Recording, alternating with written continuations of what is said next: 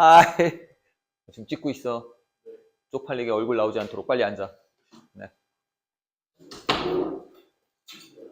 자, 문법 특강 세 번째 시간입니다. 벌써 뭐 다음 주면 방학이 끝납니다. 야, 진짜 시간 빠르죠? 왜? 이번에도 날 봤어? 난 너 못 봤는데.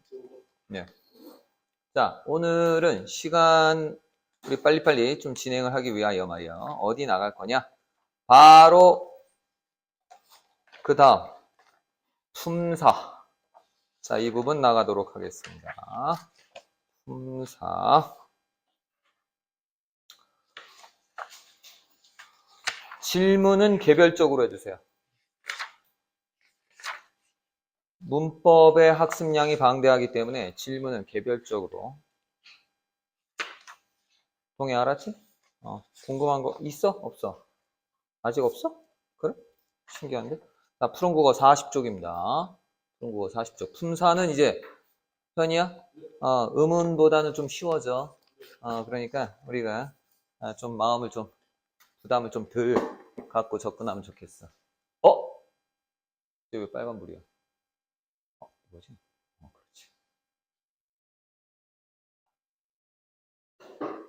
카메라 나 따라다녀. 보여? 보여? 나 따라다니는 거? 보여? 최첨단. 비웃어? 공들였어. 자, 품사입니다.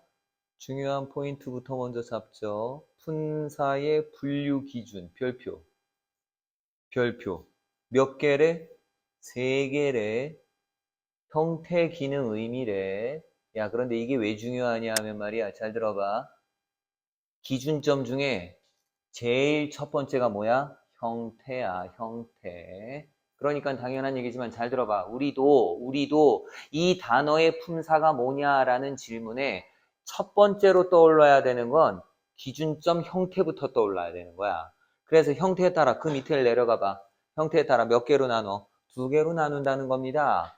가변어, 불변어. 의미를 모르면 니들이 비용신이야. 야, 불변. 형태가 안 변해요. 가변. 형태가 변해요. 이 얘기입니다. 이해했지요? 야, 그러니까 한 번만 더 얘기해보자. 야, 이 단어의 품사가 뭐야? 라고 물어봤을 때 너희들은 머릿속으로 삐르르 형태가 변하는 말이냐 안 변하는 말이냐 이거부터 먼저 생각을 해야 된다는 얘기지요. 이해했어요? 무슨 말인지? 굉장히 중요한 얘기입니다. 왜 그러냐? 잘 들어봐. 불변어 중에 수식어이 있습니다. 제가 이것 때문에 지금 사실은 중요하다고 강조하는 거 수식어를 봐. 꾸며주는 말이야. 우리가 영문법에 익숙하다 보니까 꾸며주는 말인데 거기 관형사가 있습니다. 관형사는 주로 뭘 꾸며주죠? 명사를 꾸며줍니다. 부사는 뭘 꾸며주죠? 형용사? 동사, 형용사를 꾸며줍니다. 그런데 용언을 잠깐 내려가 보죠. 용언에서도 명사를 꾸며주는 경우가 있어요. 이해가 가세요? 무슨 말인지? 그러니까 다시 얘기해서 명사를 꾸며주는 말이 관형사만 있는 게 아니라는 얘기입니다. 이해하세요? 그런데 잠깐 좀 전에 얘기했던 용언과 관형사는 어떤 차이가 있어요? 둘 다 꾸며줄 수 있단 말이죠. 그러니까 기능적인 측면의 차이가 나오지 않아. 그럼 어디에서 차이가 나는 거야? 형태에서 차이가 나는 거야. 무슨 말인지 이해가 가는 거야? 푸른 국어 40쪽 언니. 따라서 다시 한번 얘기하지만 형태, 기능, 의미 중에 이 중에서 제일은 형태랍니다. 아시겠어요? 믿음, 소망, 사랑 중에 그 중에서 제일은 형태랍니다. 아시겠죠? 잊지 마십시오. 형태. 너 웃는 거 보니까 주일학교 다닌 모양인데?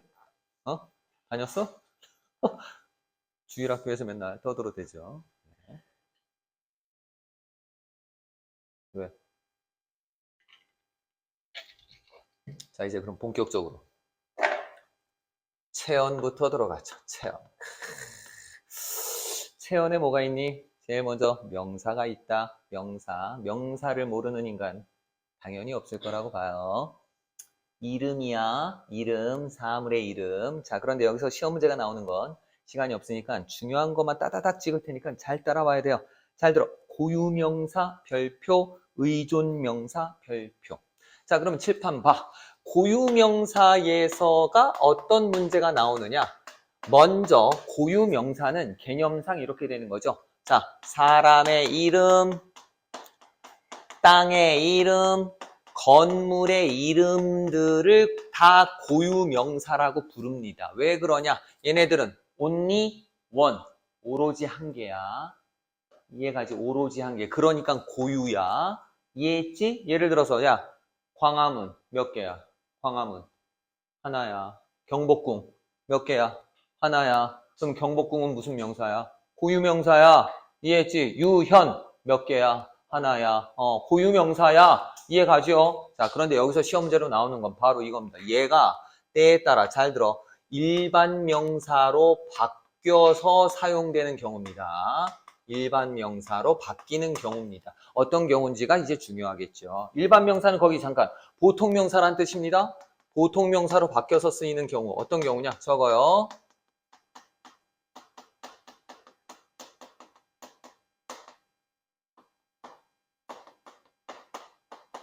자, 아주 쉽습니다. 비유적 표현으로 쓰일 때입니다. 여기서 대체로 이 비유적 표현은 대유법에 해당이 됩니다. 대유법. 이렇게 쓰일 때는 자연스럽게 보통 명사로 바뀌게 되는데요. 예를 들어 보도록 합시다. 얘가 어떤 거냐? 얘도 써.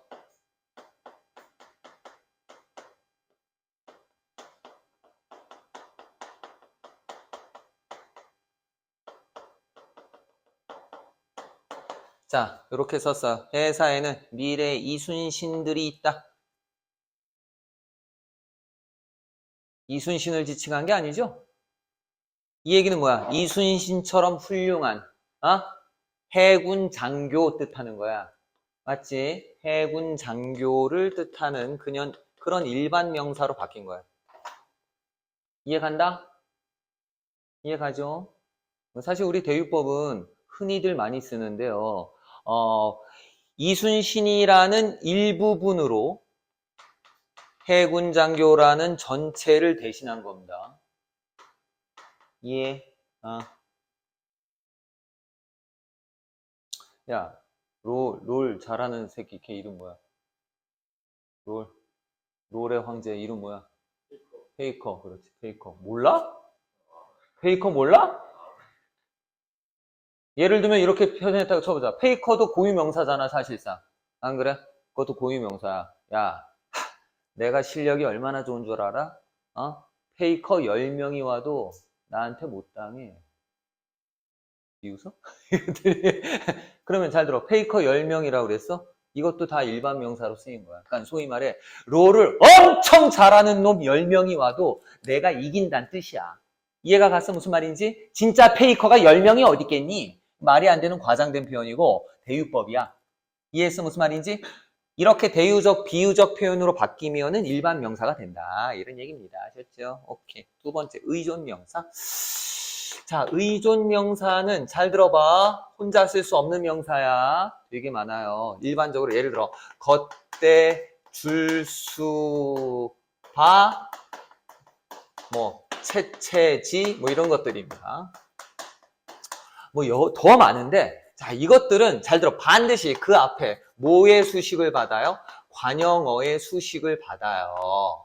뭐뭐 하는 것, 뭐뭐 하는데, 뭐뭐 하는 줄, 뭐뭐 하는 수, 이런 식이야. 이해했어? 무슨 말인지? 뭐뭐 하는 채, 뭐뭐 하는지, 뭐뭐 하는 바, 이런 식입니다. 이해가 가죠? 무슨 말인지? 이렇게 해서 혼자 쓸 수 없는 명사들입니다. 그리고 당연한 얘기지만 얘네들은 명사이기 때문에 관형어의 수식을 받는 것뿐만 아니라 뒤에 조사와도 결합이 가능합니다.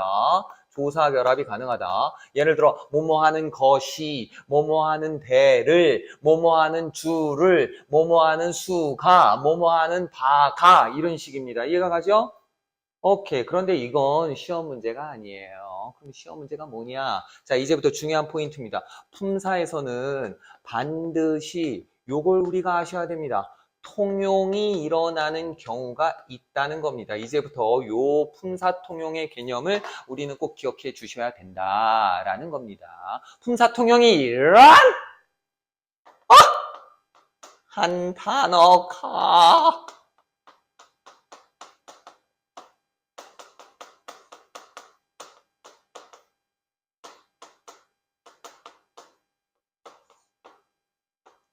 당연히 적고 있겠죠?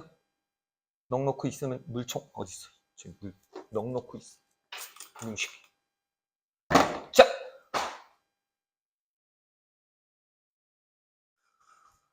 단어 하나가 말이야 두 가지의 품사로 사용되는 경우입니다.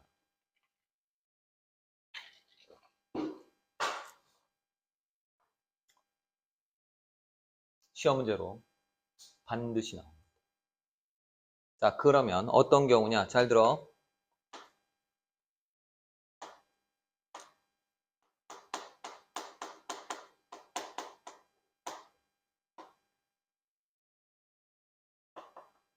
자, 이 세 가지의 단어들인데요. 이 단어들은 잘 들어봐.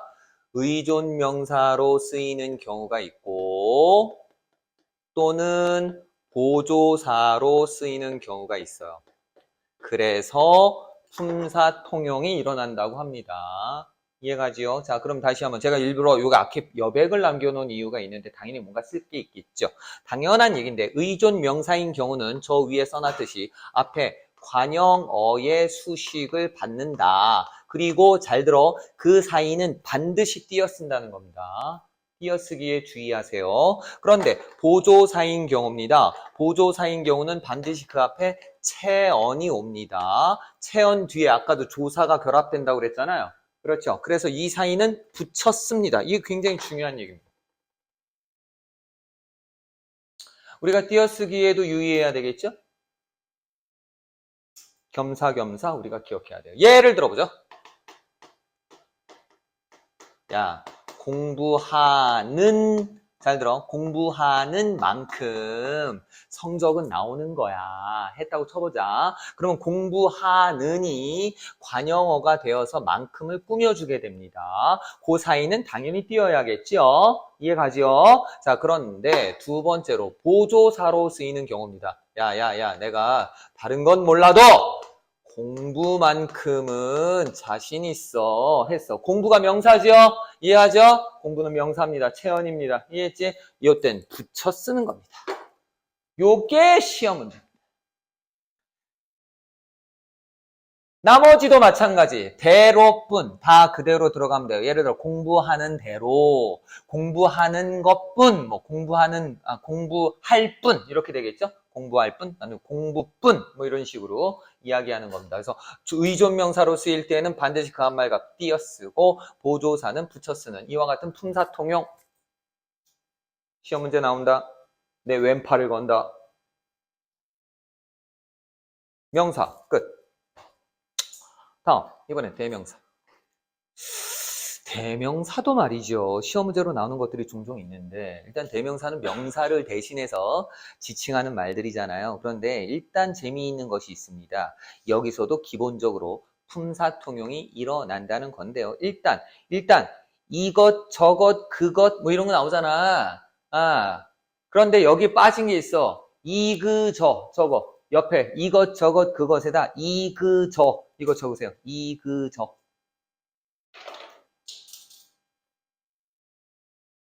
그래서 자 여기 선생님이 저 번호를 매길게요. 품사통용 1이었어요. 요거 품사통용 1 요게. 그러면 이번엔 두 번째로 품통입니다. 품통 2. 자 이번엔 뭐냐?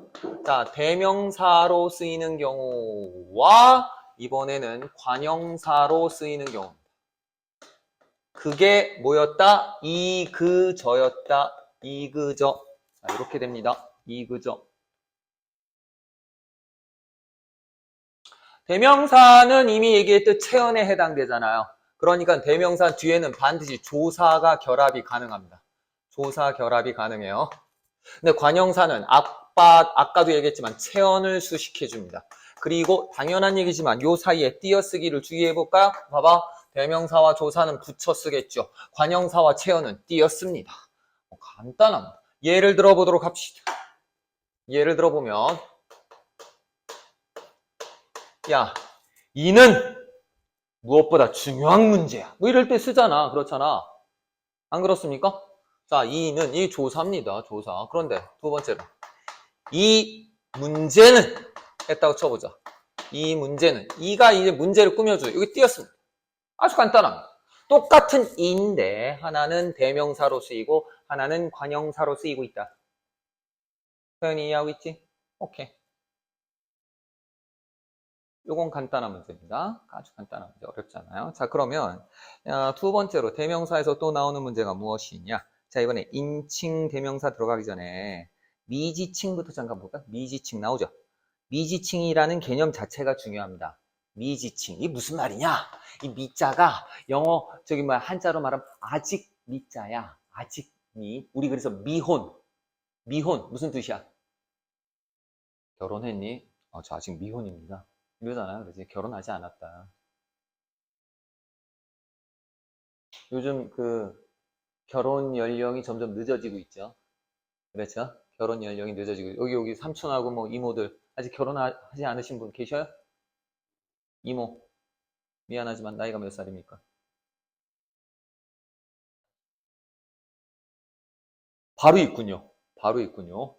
45인데 아직 미혼. 그런 분들은요, 사실은 미혼이라고 말하기가 좀 뻘쭘하죠. 왜냐하면 아직 혼인을 안 했다라는 말은요, 전제가 깔려 있어요. 어떤 전제가 깔려 있냐? 결혼은 해야 하는 것이다 라는 전제가 깔려 있죠. 이해했죠? 그런데 그분은 결혼 생각이 봐봐요. 없잖아요. 결혼 생각이 없어요. 그러니까 미혼이라는 표현은 어울리지 않아요. 결혼할 걸 전제로 하기 때문이죠. 아! 그럼 그런 분들은 뭐라고 말해야 되지? 요즘은 이제? 그래서 단어가 새로 만들어진 단어가 있어요. 결혼할 생각이 아예 없어. 비혼이라는 표현을 씁니다. 비혼. 아니 비자. 결혼 아니야. 난 결혼 안 해. 이런 뜻이지. 비혼. 한마디로 이모는 비혼자. 미혼자가 아니라 비혼자. 당신도 있어요, 혹시? 이번에 누구예요, 이번에? 이모? 그러면 큰아버지? 두려운데요? 연세가? 큰아버지 연세가? 그분도 생각이 전혀 없으신 거죠? 그래요. 이제 미혼이라고 하면 기분이 좀 비혼. 네. 당신도 얼굴 표정 보니까 왠지 있어 보여? 없어요? 네, 그래요? 있어도 상관없어요. 결혼이야 뭐 요즘은 필수가 아니지 않습니까? 네. 그러고 보니까 우리 동해 씨, 당신은 결혼하시겠습니까? 뭐라고요? 무슨 말이야? 그런 말이 어디 있어, 이 새끼야. 나도 해 그런 말을. 되면 하고 안 하면 안 하고. 당신은요? 싫어요? 결혼 싫어요? 아직 모르겠다. 그래. 네. 그래. 결혼 얘기가 나와서 하는 얘기인데 하는 게 좋은 것 같아요. 제 경험상 하는 게 좋아. 특히 수컷들은 하는 게 좋아. 그 왜 하는 게 좋으냐? 잘 들어봐. 이건 생물 진화론적 관점에서 잠깐 얘기를 해보죠. 일단 인간을 제외하고 다른 모든 동물들을 좀 얘기해 볼게요. 다른 모든 동물들의 수컷들은요, 실제로 놀라지 마세요. 95%가 평생 동안 암컷과 관계를 맺지 못합니다. 이해가세요? 무슨 말이지? 평생 동안 암컷과 관계를 맺지 못하고 그냥 죽습니다. 이거 과학적으로 증명이 된 거예요. 그러니까 유일하게 유전적으로 우수한 유전자를 가지고 있는 5%의 수컷만. 야, 이거 너무 억울하지 않니? 그렇지? 그래서 실제로 뭐 이렇게 많은 동물들을 연구하는 동물학자들도 이렇게 보시면 말이죠. 수컷들이 암컷들에게 잘 보이기 위하여 정말 어마어마한 노력을 하고 있는 것을 막 관찰하고 목격합니다. 근데 인간은 어떻습니까? 그런 이 야생의 동물 세계에서 벗어나 있지 않습니까? 훨씬 더 결혼하기 좋은 환경이에요. 네. 굳이 이걸 포기한다. 이건 난 좀 이해가 안 가는 상황. 어서 암컷을 쟁취하시기 바랍니다. 네. 이거 이상한데? 말이 좀 죄송해요. 그냥 좀 다시 얘기하지만 동물 진화론적 관점입니다. 네, 오해하지 마세요. 네. 이걸 찍었어. 네. 미지칭. 그래서 미지칭. 내가 괜히 얘기했어. 아직 이 중요한 게 무슨 얘기냐? 이미 정해져 있는데 아직 모를 때입니다. 이걸 미지칭이라고 그래요. 이미 정해져 있는데 아직 모를 때입니다. 그러면 부정칭은 뭐냐? 부정칭은 아무것도 정해진 게 아니에요. 정해진 게 없는 상태를 얘기해요. 그럼 이게 어떤 차이냐? 재미있는 건 잘 들어봐. 둘 다 무엇. 둘 다 어디잖아. 미지칭도 무엇, 부정칭도 무엇. 이건 문맥을 통해 확인하는 수밖에 없습니다. 자, 예를 들어서 잘 들어봐. 이런 거지. 잠깐만. 잠깐 오늘 국어 수업 있지? 오늘 국어 수업 무엇을 배우지? 라고 했다고 쳐보자. 그러면 원래 자 오늘 수업 진도 상황이 있잖아. 다만 그걸 내가 아직 모를 때야. 이해했지? 그러면 이때 무엇은? 오빠 미지칭이야 부정칭이야? 미지칭이야. 이해했지? 근데 예를 들어 야 오늘 그냥 무엇이든 아무거나 해보자 라고 했다고 쳐보자. 이럴 땐 그냥 부정칭이 되는 거지. 야 니들 오늘 궁금한 거 있어? 뭐 무엇이든 말해봐. 내가 다 얘기해줄게 쌍놈아. 뭐 이게 동물학적인 거 말고 이러면 이제 부정칭이 되는 거야. 됐지? 오케이. 이런 얘기입니다. 자, 그런데 이제 인칭 대명사로 내려가 보죠. 인칭 대명사에서 자, 형광펜을 좀 꺼내시면 좋겠어요. 시험 문제를 얘기하는 거니까 먼저 저희, 당신. 자, 이렇게 세 개입니다. 자, 그러면 얘네들도 자, 칠판 봐. 지금 내가 뭐라고 그러지? 저희. 여기 봐. 당신. 이렇게 얘기했죠? 얘네가 중요한 이유가 있습니다. 잘 들어주십시오. 얘네를 먼저 얘 몇 인칭이라고 그랬어요? 얘 1인칭이요. 얘는 2인칭이요. 그랬잖아요. 그런데 저 뒤로 가봐. 제기칭으로 바뀌게 되는 경우가 있어요. 제기칭으로. 얘는 지금 인칭 대명사잖아. 그런데 인칭 대명사가 제기칭으로 바뀔 수가 있다는 거. 이건 품사 통용은 아니에요. 어차피 둘 다 대명사니까. 이해했지? 다만 쓰임이 달라지는 거야. 쓰임이 인칭 대명사에서 제기칭 대명사로 바뀌게 되는데 이때 중요한 포인트는 둘 다 3인칭으로 바뀐다는 겁니다. 이렇게 되면 제기칭도 바뀌면 이게 3인칭으로 쓰인다는 얘기입니다. 이게 시험 문제입니다. 제기칭은 우리가 이미 영어에서 배운 적이 있지요. 제귀대명사 들어봤죠? himself, myself 이런 얘기입니다. 야, 그러니까 다시 얘기해서 제기칭은 앞에 나온 주어를 다시 지칭할 때야. 이해가지? 앞에 나온 대상이 있다면 그 대상을 다시 지칭하는 것을 우리가 제기칭이라고 하는 거 알고 있어? 모르고 있어? 이제 알겠어. 네, 이제 알아. 좋아. 그러면 얘 문장을 보여드리도록 하죠. 여기 봐봐. 만약에 얘부터 좀 예를 들어보죠. 1인칭으로 쓰일 때입니다. 저희가 청소하겠습니다. 이랬을 때는 이게 1인칭이죠. 이해했죠? 저희가 하겠습니다. 이럴 땐 1인칭인데 두 번째 이제 3인칭으로 제기칭으로 바뀔 때야. 제기칭으로 아유 요즘 애들은 저희밖에 몰라요. 싸가지가 아주 바가지야. 저희밖에 몰라요 했다고 쳐보자. 이때 저희가 누구야? 애들을 가지고 이해했어? 무슨 말인지? 이해했어?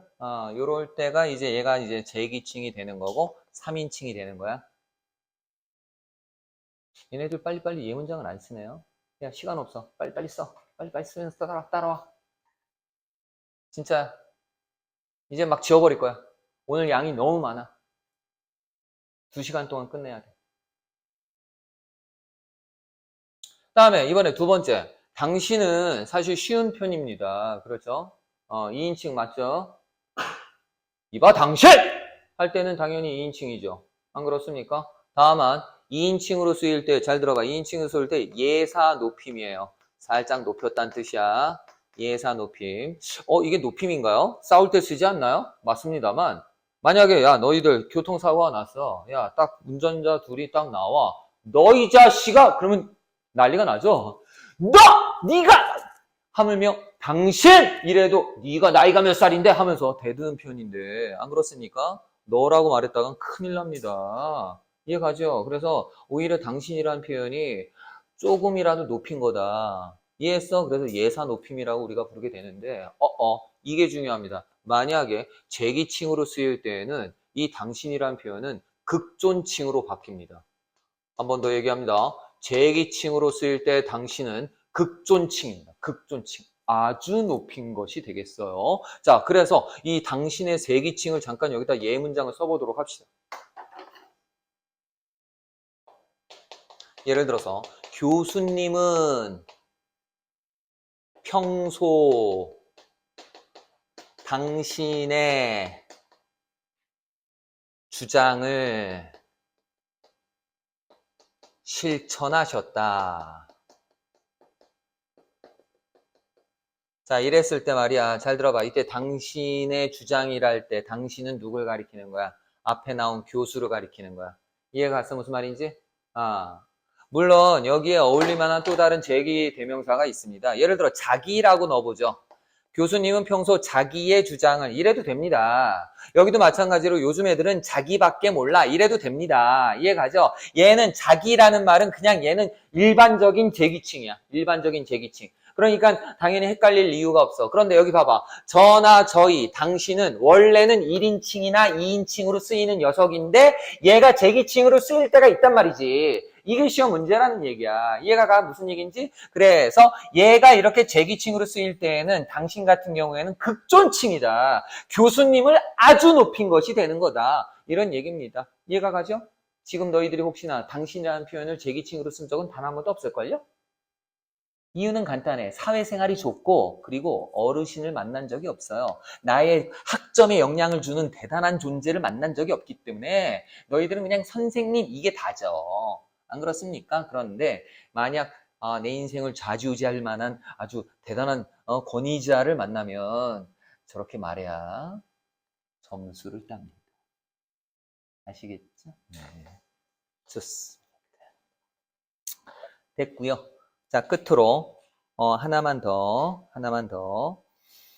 우리라는 단어가 있어요.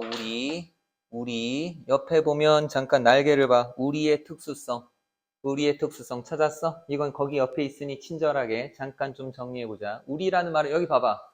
야, 우리 모두 했다고 쳐보자. 그러면 화자와 청자를 모두 아우르는 말이야.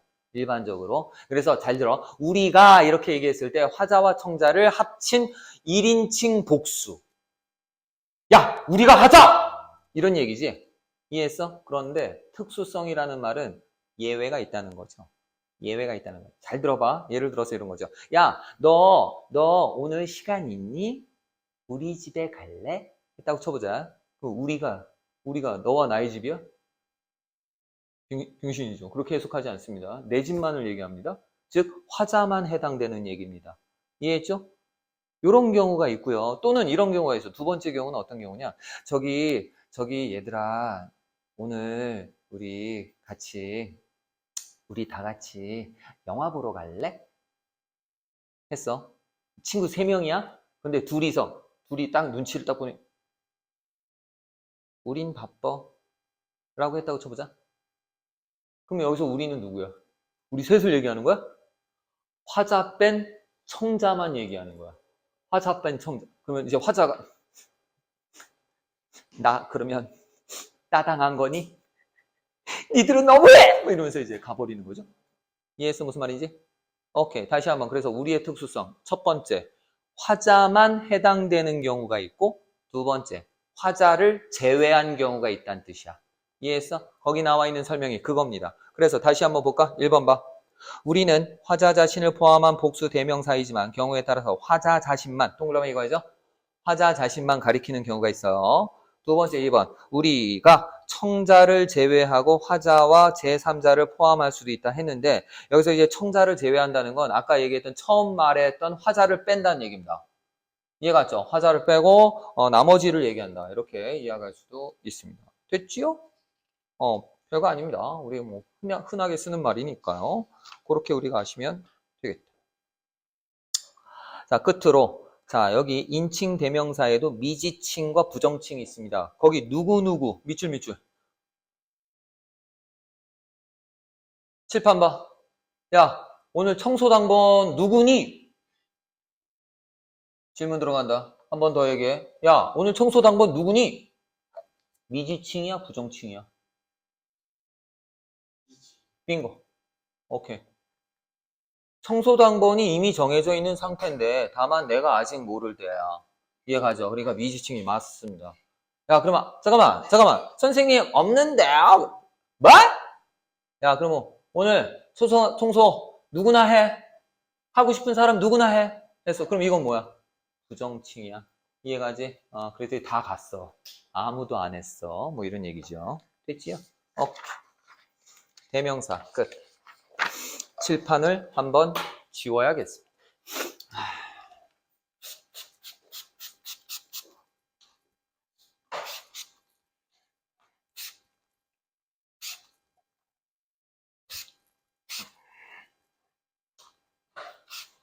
자, 이번에는 넘겨보니 뭐가 나옵니까? 수사가 나오죠? 자, 수사. 어렵지 않아요, 수사.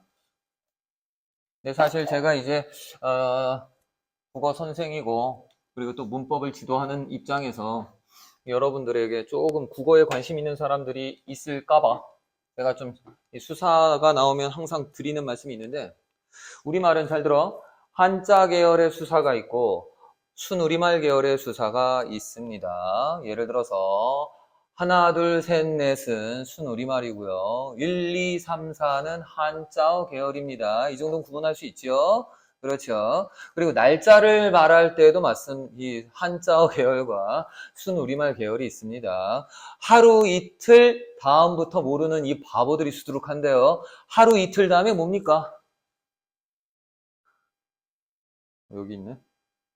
하루 이틀. 그 다음 3일을 뜻하는 순우리말. 애들이 하루 이틀까지는 아는데 그 다음엔 3일, 4일, 5일, 뭐 6일 이러는데요. 이 순우리말이 있어요. 부끄럽네요. 역시나. 또 나오네. 알아두고 넘어갑시다. 그래도 부끄럽지 않으려면 봐봐. 하루 이틀 사흘입니다. 사흘. 그 다음에 나흘, 닷새, 엿새까지는 일단 한 번쯤 들어봤을 거예요. 7일을 뜻하는 순우리말. 관두자. 이래가 있어요. 이래. 그 다음에 8일, 여흘에. 9일, 아흘에. 10일, 열흘입니다. 열흘. 그래도 대한민국 국민인데 이 정도는 알아야지. 그치? 숫자도 그래요. 숫자도 하나, 둘, 셋, 넷, 다섯, 여섯, 일곱, 여덟, 아홉, 열까지는 알아요. 이제부터 열 단위로 건너뛰죠. 자, 열 다음에 스물 다음에 뭐지요? 서른입니다. 서른 다음에 뭐죠? 마흔입니다. 요건 다 아세요. 그래도 마흔 다음에 뭐죠? 쉬흔입니다. 쉬흔 다음에 뭐죠? 여기부터 몰라요. 여기부터. 뭐야? 예순 다음에 일흔 다음에 여든 다음에 아흔 다음에 백인데요. 백은 한자고요. 순우리말은 온입니다. 온. 순우리말은 온이에요. 백은 한자예요. 아셨죠? 아이고 참. 그래도 알고 넘어가자.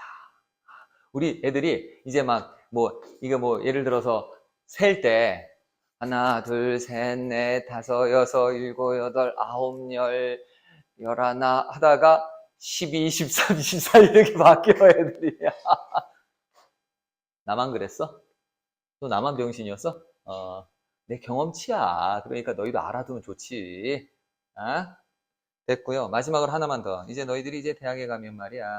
아메리칸뿐만 아니라 유럽 사람들, 남미 사람들, 다양한 외국인들을 만나게 될 겁니다. 자, 그런데 말이죠. 걔네들이 꼭 질문하는 게 있어. 잘 들어. 이거 굉장히 중요한 얘기야.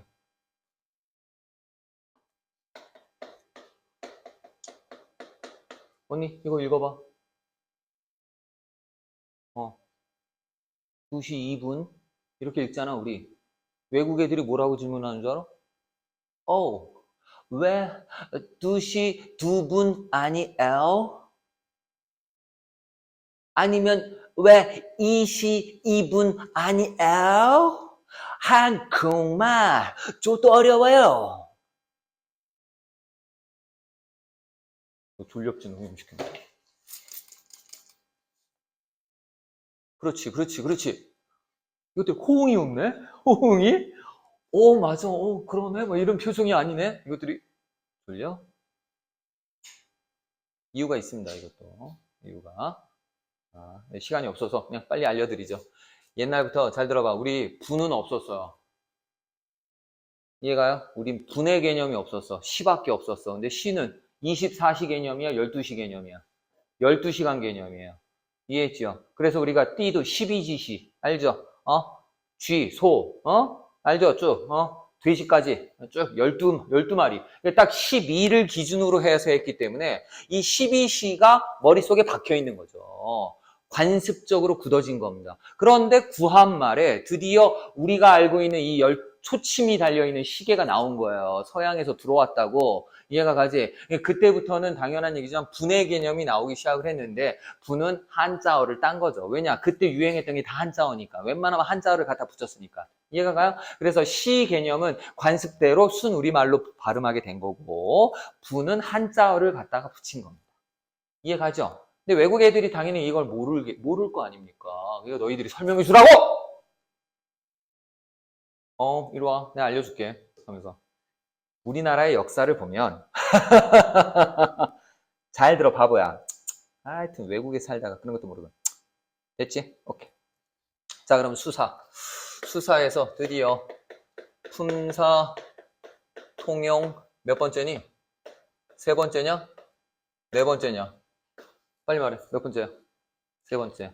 품사 통용이 일어납니다. 자, 어떻게? 수사와 수관형사 이렇게 됩니다.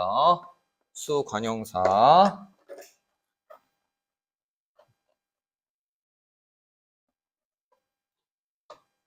자, 앞서서도 잠깐 정리를 하면 수사는 체언이기 때문에 간단합니다. 조사 결합이 가능하죠. 이렇게 조사가 결합이 되고요. 관형사는 체언을 수식해 줍니다. 체언을 수식해 줘. 이런 관계입니다. 띄어쓰기에 주의해야겠죠. 자, 수사는 조사와 결합하니까 띄어쓰지 않고 붙여 쓰고요. 수관형사는 이렇게 띄어씁니다. 예를 볼까요?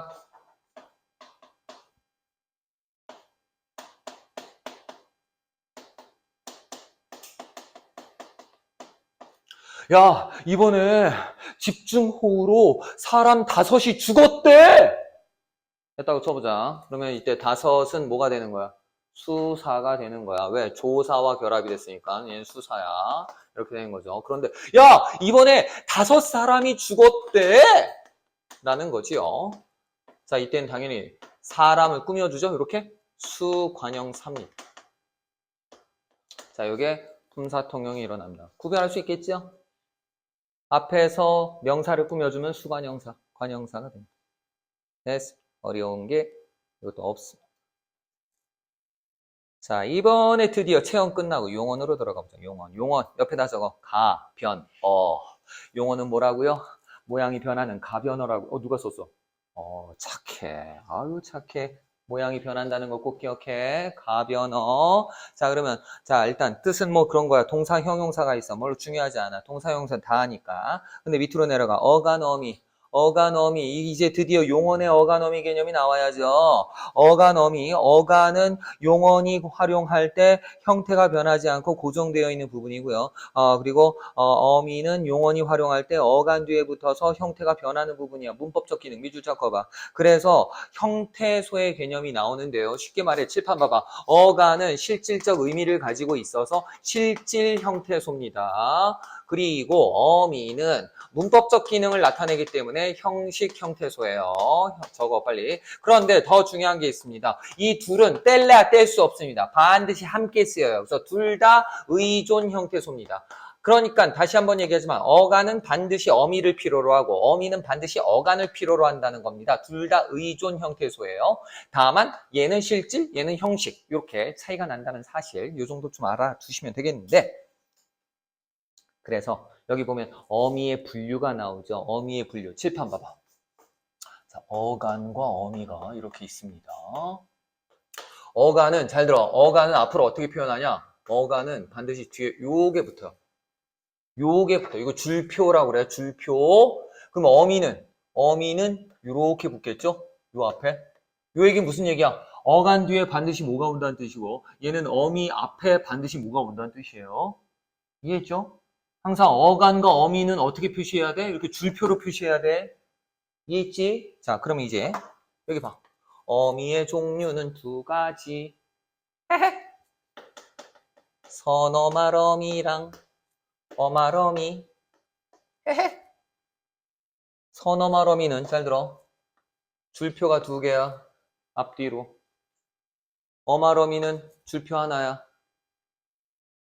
이유가 있어. 잘 들어. 선어말어미는 어말어미 앞에 쓰이는 어미야. 앞에 쓰이는 어미를 선어말어미라고 그래. 그 얘기는 쓰면서 봐. 야, 봐. 선어말어미 뒤에 요 줄표는 결국 반드시 뭐가 온다는 거야? 어말어미가 온다는 뜻이야. 그러면 선어말어미 앞에 요 줄표는 반드시 뭐가 온다는 얘기야? 어간이 온다는 뜻이야. 한 번만 더 얘기해. 선어말어미 앞에는 뭐가 온다는 뜻이야? 어간이 온다는 뜻이고 선어말어미 뒤에 이 줄표는 뭐가 온다는 얘기야? 어말어미가 온다는 뜻이야.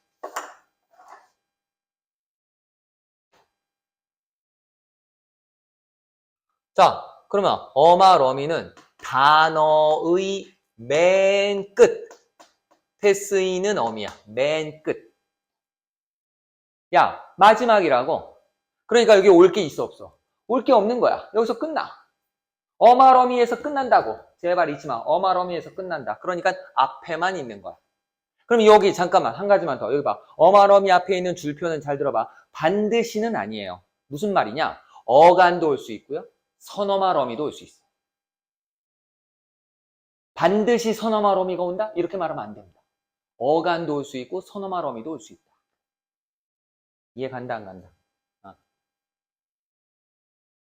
예를 보여줘? 예를 보여줘? 좋아. 그럼 한 가지 예를 보여줄게. 아니야. 일단 이거부터 쭉 다 정리하고. 자, 선어말어미는 크게 두 가지야. 이번에도. 선어말어미는 두 가지. 자, 주체 높임 선어말어미가 있어. 딱 하나야. 시. 다음에 시제를 나타내는 선어말어미가 있어. 시제. 얘네가 시제니까 당연히 세 개겠죠. 바로 과현미예요. 과거, 현재, 미래. 뭐 자세한 건 안 쓸 겁니다. 이제 개념만 이렇게 잡을 거예요. 그냥 뭐 사실 우리가 알고 있는 거 있잖아. 아시나 언 말이야. 요렇게 해야지. 아시나 언. 현재는 뭐야? 는이나 니은인데 요렇게 써야죠. 미래는 뭐야? 계시죠? 계신데 얘도 요렇게 써야죠. 사실은. 뭐 어렵지 않습니다. 그러면 여기 봐봐. 예를 들어 먹다입니다.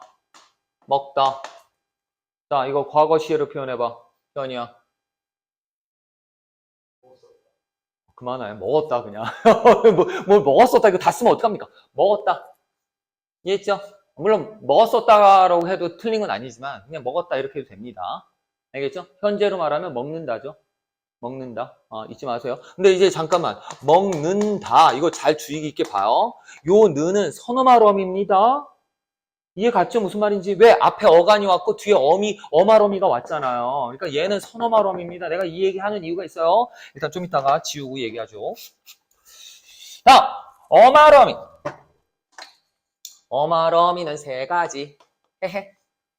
종결어미, 연결어미, 전성어미가 있어. 종결어미 5가지, 연결어미 3가지, 전성어미 3가지 이렇게 있습니다. 종결어미는 평서형 종결어미, 의문형 종결어미, 명령형 종결어미, 청유형 종결어미, 감탄형 종결어미. 굉장히 많은 것 같지만 이게 전부 답니다. 연결어미, 대등적인 연결어미, 종속적인 연결어미, 보조적인 연결어미. 잠시 후에 개념을 얘기할 거고요. 전성어미, 명사형 전성어미, 관형사형 전성어미, 부사형 전성어미. 자, 이렇게 되는 게 일단 정리가 됩니다.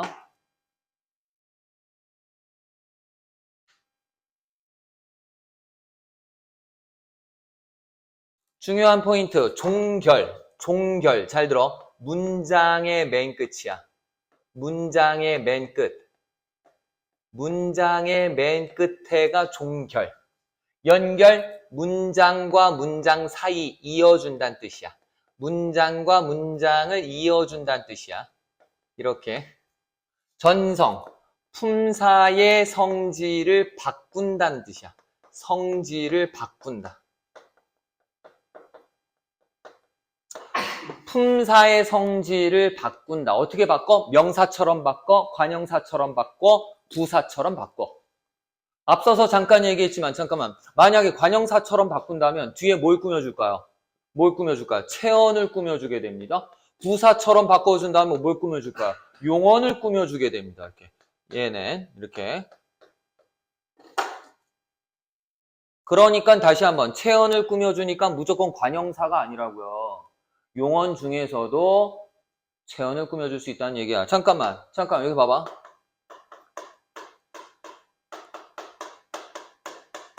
야, 여기가 밥 먹는 식당이야 라고 했다고 쳐보자. 그럼 먹는이 뭘 꾸며주는 거야? 식당을 꾸며주잖아. 그렇지. 그때 이 느는 뭐야? 느는 얘야, 얘. 먹는다와 달라. 얘가 가? 잠깐. 얘와 얘가 똑같은 놈이 아니란 말이야. 얘는 지금 선어말어미고요. 얘고요, 얘. 이해가 갔어? 얘는 지금 어떤 거야? 얘예요. 구분할 수 있어야 돼. 왜 그럴까? 얘는 뒤에 끝났잖아. 이렇게 끝났잖아. 먹는에서 끝났잖아. 단어가 끝났다고. 그러니까 얘는 어말어미란 말이야. 얘가 갔어. 근데 얘는 먹는 다야. 뒤에 또 뭐가 왔어? 다가 왔단 말이야. 다가. 그러니까 얘는 중간에 껴있는 선어말어미란 말이야. 현이 이해한단 말이야? 네. 정말이야? 네.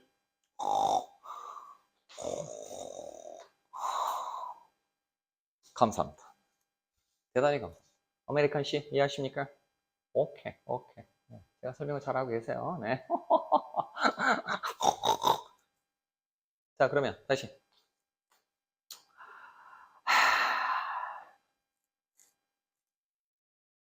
사실 거기 그 푸른 국어 41쪽에 나와 있는 어미의 분류가 복잡한 듯 하지만 칠판 봐봐. 이렇게 가지치기를 하니까 별거 아니죠? 되게 복잡해 보이잖아, 표가. 이게 이거야. 이게 이거라고. 별거 아니야. 알겠지? 아하. 헌데 말이죠. 그 옆에 날개를 잠깐 보죠. 불완전 동사라는 놈이 좀 있어요. 불완전 동사. 이 놈은 뭐냐? 거기 봐봐. 활용이 온전하지 못해. 일부 어미하고만 제한적으로 결합하는 동사. 결합하는. 그래서 거기다 적어. 활용이 제한된다. 이렇게 적어. 활용이 제한된다.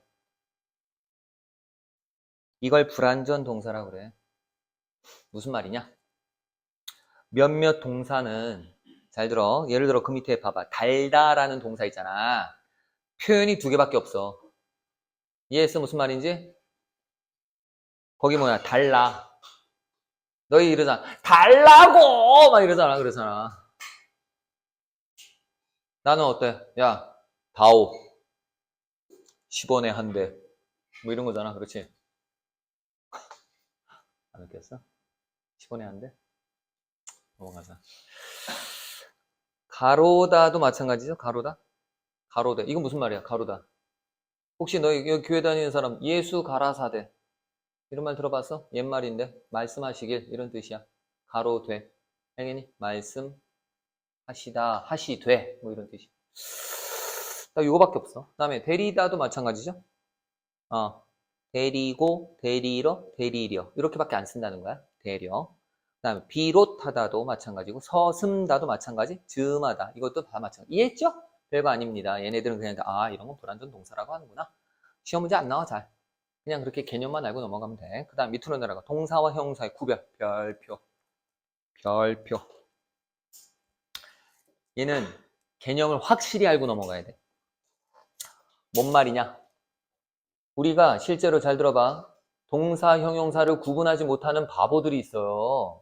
야, 이거 동사, 형용사야. 그러면 애들이 이러는 놈들이 있어요. 앞으로는 잘 들어봐. 이 중 하나를 적용하면 됩니다. 이 중 하나를 적용하면 구별할 수 있다는 뜻이에요. 자, 먼저 첫 번째 봐봐. 현재 시제 서너마로이 말이야. 얘가 안 들어가면 형용사야. 얘가 아주 간단한 방법이야. 야, 예쁜다. 말 돼, 안 돼? 예쁜다가 어떻게 말이 돼?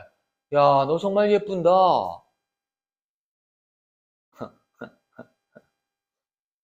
그러면 잘생긴다도 말 돼? 야, 너 정말 잘생긴다. 와, 졸라 잘생긴다. 말이 안 되잖아. 형용사라고. 아시겠어요? 간단한 얘기입니다. 어렵지 않습니다. 자, 그 다음에 밑으로 내려가 명령형 봐. 명령형. 불가능. 밑줄 거. 형용사는 명령할 수가 없다고. 이유가 간단해. 야, 형용사는 왜 명령할 수 없을까? 이거 봐봐. 동사는 사물의 움직임이야. 움직임. 움직임은 지시할 수 있어, 없어? 지시할 수가 있어. 멈춰라! 움직여라! 할 수 있잖아. 쟤 또 꺼졌네.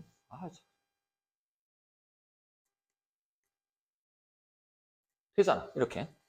그런데, 야, 못생겼잖아. 왜 못생겼잖아. 너 왜 이렇게 못생겼니? 예뻐라! 그럼 갑자기 어떻게 예뻐지냐고. 형용사는 성질이야. 모양이고 상태란 말이야. 얘가 이제 상태를 어떻게 명령해. 성질을 어떻게 명령하냐고. 이해했어? 무슨 말이지? 이론적으로 불가능합니다. 그래서 형용사는 명령형을 쓸 수가 없다. 더불어서 청유형도 쓸 수 없다. 청유형도 불가능. 알겠죠? 왜? 청유형도 행동을 권유하는 거야. 야, 우리 PC방 가자. 가자. 이건 쓸 수 있잖아. 근데 우리 못생겼으니까 예쁘자. 네. 자, 그 다음에 어미에서도 불가능한 게 있어요. 어미에서. 자, 목적과 의도를 나타내는 어미는 불가능해요. 형용사는. 야, 그렇게 따지고 보면 결론적으로 여기 봐봐. 형용사는 활용이 제약이 많아요, 적어요. 상당히 많아요. 형용사는 제약이 많다. 이해했어? 무슨 말인지? 그렇게 우리가 일단 이해하시면 되겠습니다. 넘겨.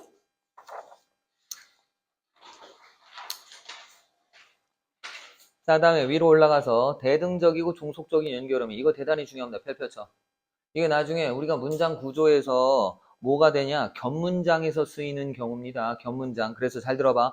대등적으로 이어지는 대등적 연결어미가 들어가면 대등적으로 이어진 문장이 되고요. 종속적인 연결어미가 들어가면 종속적으로 이어진 문장이 되는 겁니다. 이해 가세요? 무슨 말인지? 어렵지 않습니다. 이게 대등은 앞문장과 뒷문장의 관계가 동등한 관계고요. 종속은 앞문장이 원인이고 뒷문장이 결과입니다. 언니 정신 차려. 언니, 응? 그럼 예를 들어 거기 예문장 봐봐. 철수가 제주도에 가고 영희가 강릉에 갔다 했단 말이야. 이해했지? 그때 가, 고의 고를 동글뱅이 쳐. 이 고가 뭐가 되는 겁니까? 대등적인 연결어미가 되는 겁니다. 그 다음에 밑으로 내려가 철수가 제주도에 가서 영희가 강릉에 갔다 했을 때 가서에 서를 동그라미 가야죠. 이 서는 종속적 연결어미입니다. 이해하세요? 무슨 말인지? 요 차이가 나타난다는 얘기입니다. 그렇게 해서 다시 한번 얘기하지만 대등적인 연결어미가 들어가면 대등적으로 이어진 문장, 종속적 연결어미가 들어가면 들어가면 종속적으로 이어진 문장이 된다. 어렵지 않죠? 그래서 다시 앞 페이지로 넘어가. 앞 페이지. 거기 대등적인 연결어미에 뭐뭐하고 뭐뭐하며 동글뱅이 하나씩 보자. 높고 낮은 산봉우리. 그 다음에 그 밑에 시인이며 교수다. 이런 거. 그 다음에 종속적. 봄이 오니에 물콩 동그라미. 니에 동그라미 가야죠. 봄이 오면 꽃이 핀다. 미연에 동그라미 가야죠. 됐지요? 오케이. 자, 그러면 이제 다시 앞 페이지. 페이지 넘겨서 마지막 세 번째. 보조적 연결어미. 요거 별표. 보조적 연결어미.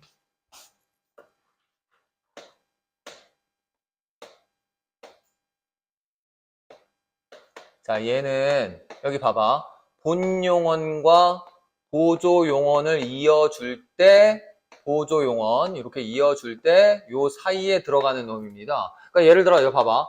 먹고 싶다 했어. 먹고 싶다. 이때 먹고가 본용언이 되는 거고요. 싶다는 보조용언. 이 본용언을 뒷받침해주는 녀석입니다. 이해했죠? 그때 이 고가 보조적인 연결어미예요. 이해했어요? 같은 고인데 대등도 쓰이고 보조도 쓰일 수 있다는 뜻이야. 이해했지? 근데 문맥을 보면 간단합니다. 얘는 뒤에 반드시 이렇게 해서 종결이 돼요. 문장이 끝난단다. 그러니까 어렵지 않습니다. 다만 시험 문제는 뭐냐? 시험 문제는 예를 들어 여기 봐. 또 다른 보조적 연결어미를 보여드리죠. 먹어버렸다. 했다. 이 어가 보조적인 연결어미야. 그럼 얘가 이제 본용언이고 얘가 보조용언이 된다는 뜻이야. 그리고 얘는 말이야. 먹어서 버린 거야? 어떻게 된 거야? 먹은 걸 끝낸 거야. 내가 다 먹어버렸어. 어쩔 TV. 이해했어? 먹은 걸 끝냈어. 즉, 이 보조적인 어미는 종결, 완료의 뜻이야. 완료. 이해갔어? 무슨 말이지? 그런데 이렇게 쉽게 문제가 나올 리가 없죠. 여기 봐. 이게 시험 문제야. 예를 들어서 애매한 경우가 있어요. 봐봐. 찢어버렸다.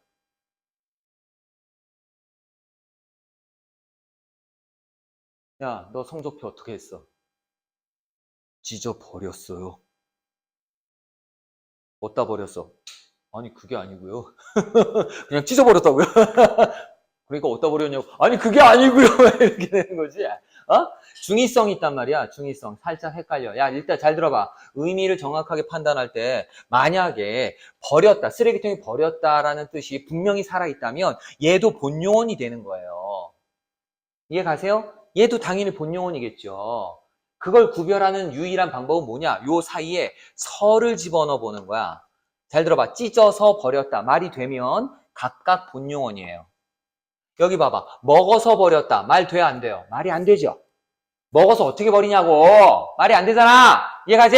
이거 먹어서 버리다는 건 말이 안 되니까 얘는 완료의 의미의 보조용언이야. 보조용언. 그런데 얘는 찢어서 버렸다가 말이 된다면 얘는 둘 다 본용언이라고.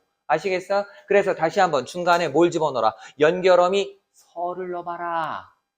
알겠죠? 연결어미 서를 넣었을 때 말이 되면 앞과 뒤가 전부 다 본용언이다. 말이 안 되면 뒤는 보조용언이다. 요게 시험 문제. 이해했어?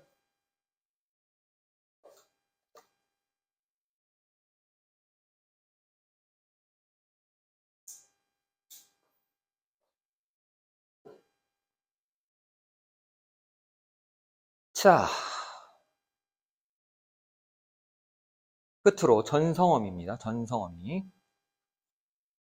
전성어미는 일단 거기 개념이 나오지? 한번 읽어보자. 다른 품사의 기능을 수행하게 할 뿐 단어의 품사를 바꾸지 않는다. 기능을 수행한다. 밑줄 봐봐. 기능을 수행한다는 건 성질을 바꾼다는 거야. 성질을 바꾸지만 품사는 안 바뀌어요.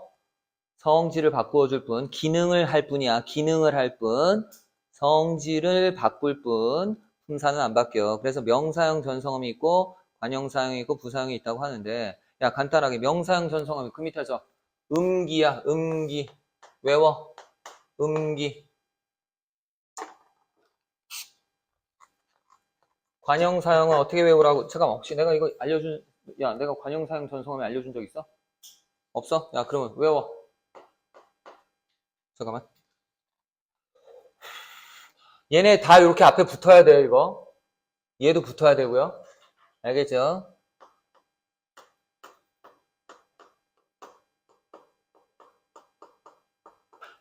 자, 얘 그냥 하나만 내가 했어. 원래 다 붙여야 돼. 원래 다 붙여야 되는데 귀찮아. 이거 외울 때 은는 나라던 이렇게 외워. 은는 나라던. 관형사형은 정말 중요합니다. 은는 나라던. 서연아, 해봐. 은는 나라던. 편하지?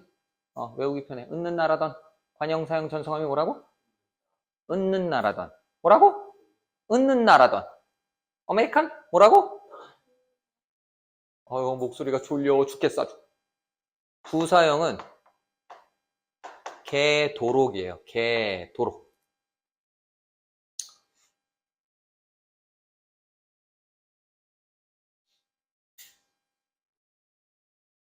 그러면 무슨 말이냐? 잘 들어봐. 여기 봐봐. 한 가지만 좀 예를 들어서. 여기 봐봐.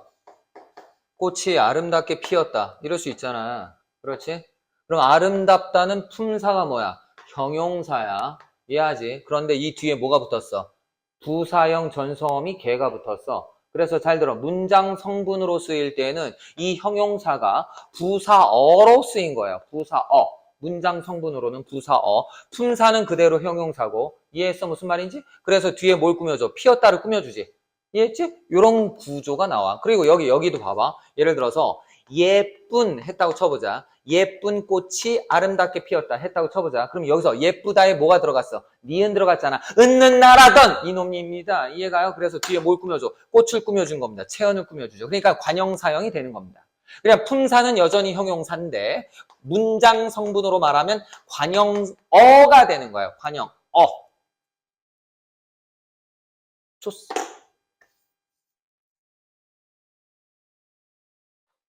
잠깐 쉬죠. 저거 꺼야 되는데. 유연아, 저 뒤로 가서 저거 좀 꺼줘. 잠깐 쉬어. 아니, 그냥 빨간 버튼. 됐어. 오케이. 자!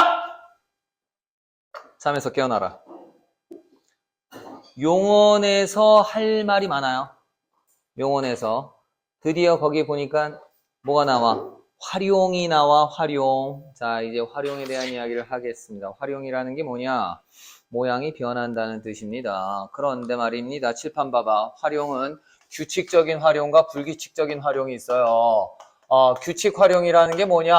아주 간단해. 여기 봐봐. 어간과 어미가 이렇게 결합이 되지 않니? 그런데 그 형태가 고스란히 그대로 결합되는 경우야. 이게 이제 당연히 규칙이야. 그럼 불규칙은 이게 깨진다는 얘기겠죠. 이해가 가요? 오케이. 그래서 이 불규칙 활용에 대해서 우리가 이야기를 해보도록 할 텐데. 잘 들어봐. 불규칙 활용을 확인하기 위해서는 말이야. 잘 들어. 우리 코로나 걸렸을 때 뭐 했어? 제일 먼저 코로나 걸렸는지 안 걸렸는지 확인했어야 될 거 아니야. 그때 쓰는 게 뭐야? 진단키트. 진단키트 어디에 쑤셨어? 콧구녕에다가 뿡뿡뿡뿡뿡 딱 보고 확인했어. 잘 들어. 불규칙인지 규칙인지를 알기 위한 진단키트가 필요해. 이 진단키트가 뭐냐? 잘 들어. 어간에 중요하다. 모음으로 시작하는 어미. 이해를 넣어야 돼요. 그게 뭐냐? 어하고 압니다. 둘 중 하나예요. 이 둘 중 하나를 넣어주면 그러면 불규칙인지 규칙인지를 알 수 있다는 뜻임. 아시겠어요? 자, 그러면 이제부터 시험 문제입니다. 그러니까 우리가 어떤 단어를 보더라도 예를 들어 여기 봐봐. 여기 봐봐. 먹다라는 단어가 있어. 먹다가 규칙 활용이야, 불규칙 활용이야? 이렇게 물어본단 말이야. 그럼 우리는 빨리 머릿속에서 얘를 떼고 여기다 뭘 붙여야 돼? 어를 붙여야 돼. 이해가 갔어? 그러면 당연히 어떻게 했어? 이렇게 쓰잖아. 먹어 이렇게 쓰잖아. 그럼 모양이 그대로잖아. 규칙입니다, 선생님. 이렇게 말해야 되는 거야. 이해가 갔어? 무슨 말인지? 야, 그럼 예를 들어서 잘 들어봐. 야, 알았어. 이번엔 자, 다르다가 규칙 활용인지 불규칙 활용인지 얘기해봐, 쌍놈아. 딱 그랬을 때 알겠습니다, 선생님! 빨리 다르에다가 뭘 집어넣어야 돼? R을 넣어봐야 돼. 그럼 어떻게 표현돼? 달라. 그러면 잘 들어봐. 모양이 달라졌잖아. 불규칙입니다, 선생님! 이렇게 말해야 된다는 얘기야. 이해했어? 무슨 말인지? 자, 오케이. 자, 그럼 내가 일단 한번 폼을 보여줬으니까 이제부터 본격적으로. 불규칙에는 1번 어간이 변하는 불규칙이 있어. 어간이 변하는 불규칙. 자, 그래서 잘 들어. 첫 번째, 시옷 불규칙이 있습니다. 선생님이 잘 들어. 규칙 사례와 불규칙 사례를 잘 나누어서 얘기를 해줄 테니까 잘 봐. 규칙 사례 먼저 얘기해보죠. 예를 들어서 솥다입니다. 솥다. 자, 그러면 빨리 한번 넣어볼까요? 솥에다가 뭘 넣어야 돼? R을 넣어. 그랬더니 어떻게 돼? 야, 솟아 이렇게 표현됐어. 맞지? 그러니까 규칙이야. 이해했지? 오케이. 그럼 불규칙. 이게 중요하죠. 불규칙. 예를 들어서 있답니다. 있다. 끈을 잇다. 자, 그러면 당연한 얘기지만 이세다가 뭘 집어넣어야 돼요? 어를 넣어야겠죠? 자, 그럼 어떻게 됩니까? 이어가 됩니다. 이어 달리기 기억나죠? 그럼 어떻게 됐습니까? 시옷이 떨어져 나가는 불규칙이 생깁니다. 이해했죠? 자, 이거와 유사한 거 잘 봐.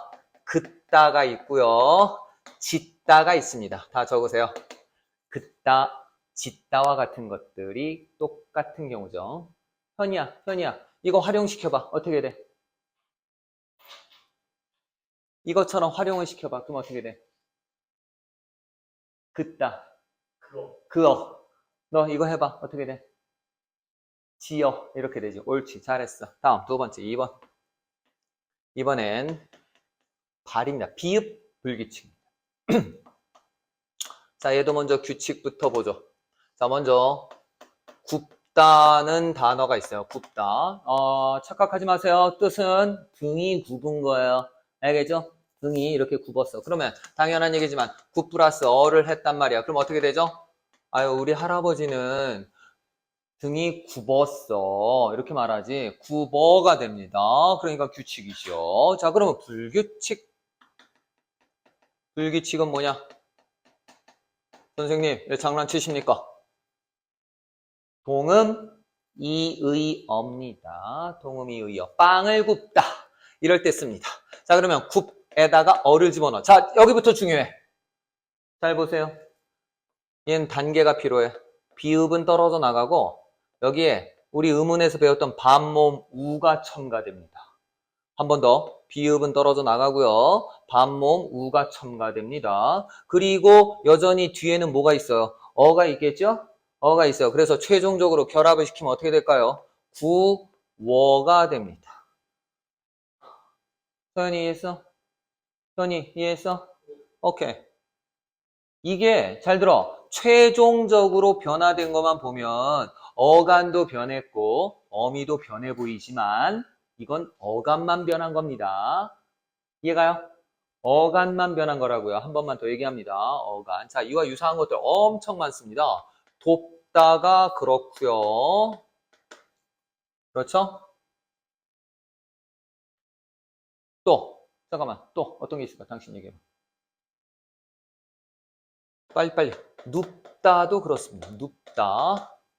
또 당신. 비읍이 들어가는 동사나 형용사를 빨리 떠올려봐.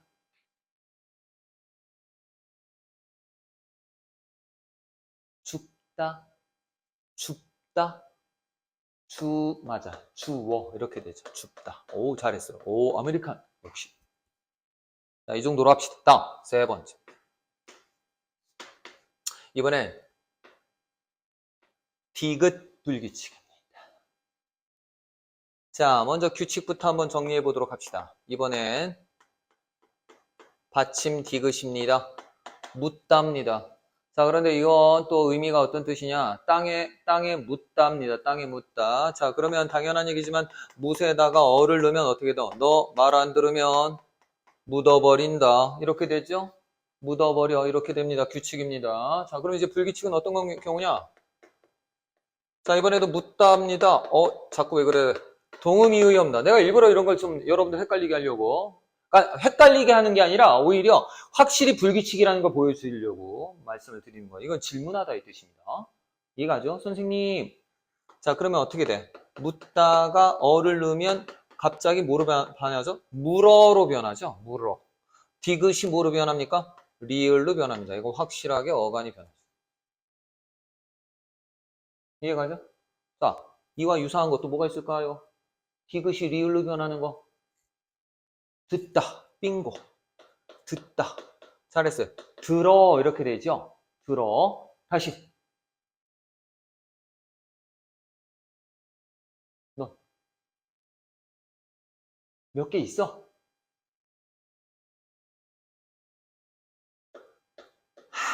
알았어. 알려줄게.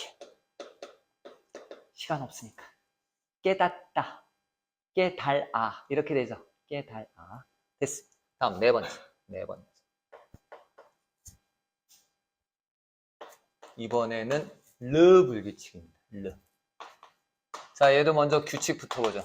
그런데 얘가 규칙부터 중요합니다. 규칙부터 별표 중요해요. 예를 들어서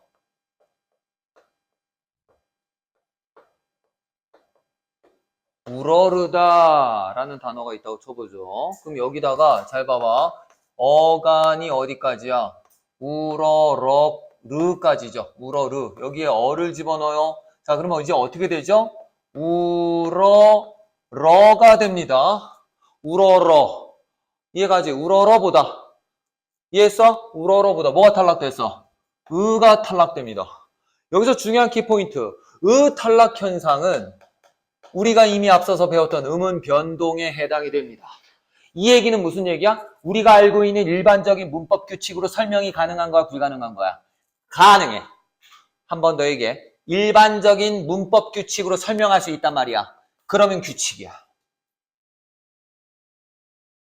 비록 형태는 변했지만, 얘가 형태는 비록 변했지만 문법 규칙 안에 포함되어 있어.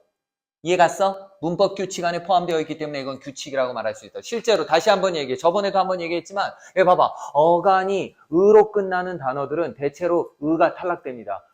끄다, 꺼, 쓰다, 써, 담그다, 담가. 이해했어? 무슨 말이지? 치르다, 치러. 이런 식입니다. 우러르다, 우러러. 이해했어? 무슨 말인지? 의가 탈락된단 말이야. 이건 음운 변동으로 해서 설명할 수 있기 때문에 이걸 규칙이라고 부르게 돼. 이해했어? 무슨 말인지? 지금까지 얘기한 건 여기 봐봐. 야, 시옷이 사라지는 걸 문법 규칙 내에서 설명할 길이 없어. 갑자기 시옷이 사라져. 그냥 이건 관습이야. 이해했어? 관습이라고. 얘도 마찬가지야. 비읍이 떨어지고 반모음 우가 붙는 거 설명할 길이 없어. 그냥 관습이야. 역사적인 흐름에.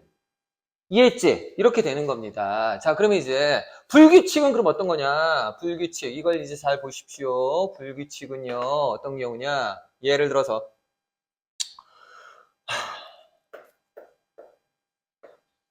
이르다와 같은 거. 시간이 아직 이르다.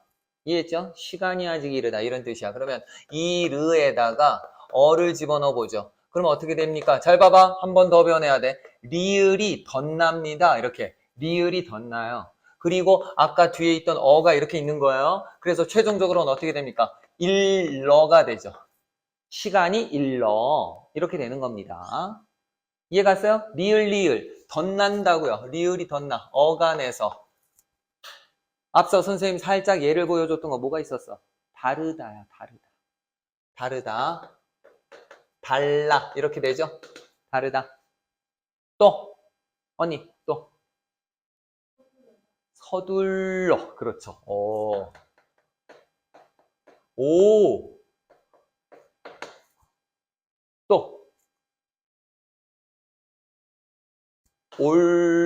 오르다, 올라, 흐르다, 흘러 이렇게 됩니다. 다 리을 리을, 리을 리을이 덧납니다. 이해했죠? 마지막 5번째. 자, 이번에는 우불규칙이에요. 우불규칙. 자, 먼저 이것도 규칙부터 좀 보죠. 예를 들어서 주다입니다. 주다. 받침이 우지요? 받침이 우입니다. 자, 그러면 예를 들어서 주에다가 어를 넣었어. 어를 넣어. 그럼 어떻게 될까? 줘 이렇게 되죠. 줘. 그렇지? 이건 우리 앞서서 배웠죠. 반모음 교체입니다. 반모음 교체가 일어나는 이 또한 뭐와 해당돼? 음은 변동에 해당이 되죠? 음은 변동이니까 규칙입니다. 자, 그런데 이제 불규칙입니다. 다행히 불규칙은 딱 요거 하나밖에 없어. 알겠지? 딱 하나밖에 없어. 그게 뭐냐? 푸다입니다. 푸다. 푸다. 자, 밥을 퍼 이거죠? 어를 집어넣었어. 그럼 어떻게 돼? 밥을 퍼. 뭐가 탈락됐죠? 우가 탈락됩니다. 이거 딱 하나야. 그래서 어간이 변하는 불규칙. 이해했지요? 자, 여기서 끝난 게 아니죠? 당연히 두 번째. 이번엔 어미가 변하는 불규칙. 어미나 변하는 불규칙이 있습니다. 첫 번째. 아, 그래서 잠깐. 요거 외울 때 어떻게 외우느냐? 야, 신발 더러워. 이렇게 외워. 유치하지만. 신발 더러워. 알겠니? 신발 더러워. 자, 다음에 어미입니다. 어미 1번. 여불규칙이 있어요. 여불규칙. 이건 뭔 얘기냐? 자, 먼저 규칙부터 볼게요. 예를 들어서 잘 봐봐. 자다라는 단어가 있다고 쳐보자. 슬리핑이야. 아하. 야, 그러면 봐봐. 여기 뒤에 뭐가 와야 돼? 어디 보자. 현이야. 요 뒤에 진단 키트 뭐가 와야 돼? 아죠. 아가 와야 됩니다. 그러면 우리 최종적으로 어떻게 돼? 야, 어서 자. 이러잖아, 그냥. 자. 이건 뭐야? 동음 탈락이 일어난 거예요. 동음 탈락. 야, 이것도 뭐야? 음은 변동이야. 이해했지? 음은 변동에 해당이 돼. 그러니까 이건 규칙이야. 그럼 불규칙은 뭐예요? 불규칙. 얘도 딱 요거 하나밖에 없어요. 그게 뭐냐? 하다입니다. 하다. 꼭 기억하세요. 하다 요거 하나밖에 없어요. 그러면 하에다가 이번에 뭘 넣어야 돼요? 당연히 아를 넣어야겠죠. 그랬더니 얘는 희한하게 어떻게 돼요? 하여 이렇게 됩니다. 하여. 뭐로 바뀌었어? 갑자기 여로 바뀌어요. 그래서 봐봐. 여불규칙인 거야. 이해했지? 하여. 그래서 여불규칙. 이해했지? 여불규칙. 다음. 두 번째. 이번엔 러불규칙. 러불규칙은요. 칠판 다시 한번 봐봐. 여기다. 르불규칙의 규칙 사례와 똑같습니다. 그냥 다 의가 떨어져 나가요. 아시겠어? 원래는 다 의가 떨어져 나가. 그러면 얘는 불규칙만 설명하면 됩니다. 불규칙 어떤 경우냐? 잘 들어봐. 불규칙. 우리 학원 이름 뭐야? 푸른 국어. 푸르다. 자, 얘 말이야. 만약에 집어넣으면 어떻게 내야 돼? 푸르 플러스 어지요? 이해했죠? 그러면 잘 들어. 이거 어떻게 돼? 푸르러가 됩니다. 동해, 이해? 야, 이거 봐. 어간 그대로 있지? 그렇지? 어간은 그대로야. 뭐가 바뀌었어? 어미가 변했어. 어미가 어에서 러로 변했어. 이렇게. 자, 얘는 그러면 잘 들어. 또 뭐가 있을까? 또 유사한 거 뭐가 있어? 너. 또 떠오르는 거. 러로 끝나는 거. 얘, 이르다. 얘는 거리를 얘기한. 이르러. 이렇게 표현하죠? 이르러. 이르러. 또는 색깔을 얘기할 때, 누르다. 아우, 누르스름해. 누르다. 누르다는 이제, 누르러. 이렇게 되죠. 누르러.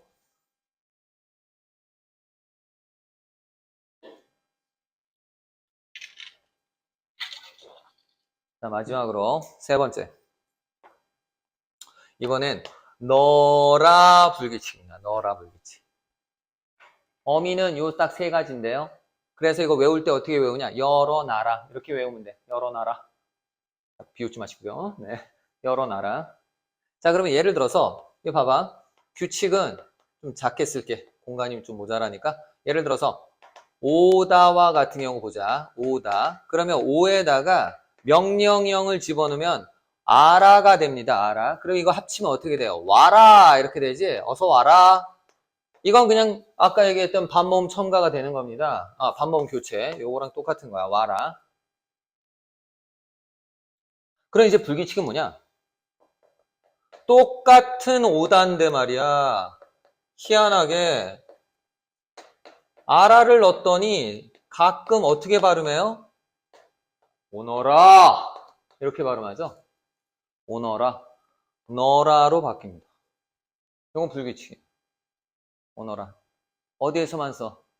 오다에서만 써. 이것도 오다에서만.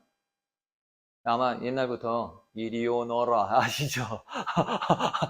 보통 양반들이 출타해서 다른 집에 이제 갈 때 초인종 누르기 힘드니까 이리 오너라 이렇게 되는 것 같아요. 이해했죠? 아마 그러해서 자 이렇게 하면 일단 두 가지가 다 정리가 끝났고 마지막 세 번째입니다. 이번엔 어간, 어미가 모두 변하는 불규칙. 어간, 어미가 변하는 불규칙. 다행히 딱 하나밖에 없어요. 하나밖에 없어. 이게 뭐냐? 히읗 불규칙. 히읗 불규칙. 자, 이게 무슨 말인가? 자, 정리를 해보면 먼저 규칙부터 볼게요. 예를 들어서 자, 이와 같은 경우입니다. 여기 봐봐. 받침이 뭐예요?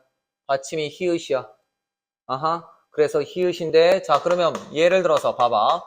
조에다가 R을 집어넣어. 그럼 어떻게 돼? 이렇게 되잖아. 규칙이잖아. 다만 여기서 우리가 놓치면 안 되는 중요한 게 있어. 놓치면 안 되는 게 뭐냐 하면 발음할 때는 어떻게 발음하죠?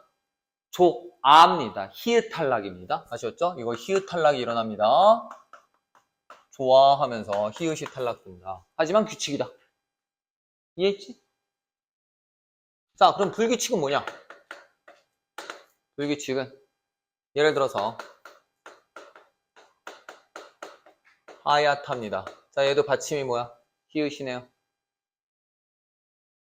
그러면 하얏에다가 R을 넣어보죠. R을 넣어보죠. 그럼 어떻게 되냐? 하예가 됩니다. 하예. 맞죠? 그러면 잠깐 뭐가 떨어졌어? 히읗은 떨어져 나갔고요. 또 어간과 어미의 모음이 결합되면서 이해가죠? 모음이 결합되면서 다른 모음으로 바뀝니다. 이해가세요? 그러니 어간도 변하고 어미도 변한 셈이에요. 특히 잘 들어봐. 얘는 너무 다양한데요. 색채어에서 다 나타납니다. 웬만하면 다 나타나. 색채를 나타내는 용언 말이야. 파랗다, 빨갛다. 얘 무슨 말인지? 누렇다. 다 그래. 이해 갔어? 예를 들어 뭐 빨갛다는 빨개가 되겠죠. 파랗다도 파래가 되겠고요. 이해했죠? 이 정도만 적어. 와우! 불규칙을 다 정리 끝냈어. 오.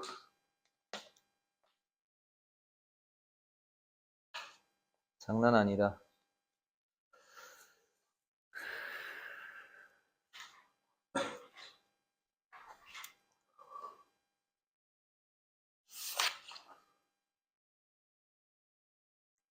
자, 오늘 다 끝낼 수 있겠는데? 뒤로 넘겨.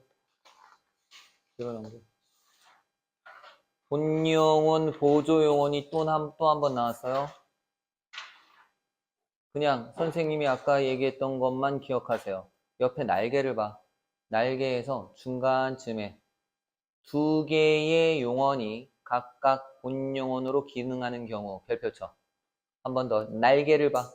날개 부분 두 개의 용언이 각각 본용어로 기능하는 경우. 이게 뭐라고 그랬어? 중간에 뭐 집어넣으라고 그랬어? 연결어미 서를 넣으라고 그랬죠?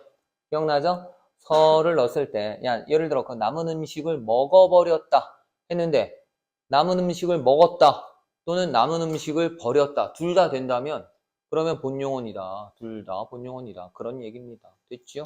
근데 먹어서 버렸다 말이 되냐? 먹어서 어떻게 버려? 이거 이상한데, 문장은?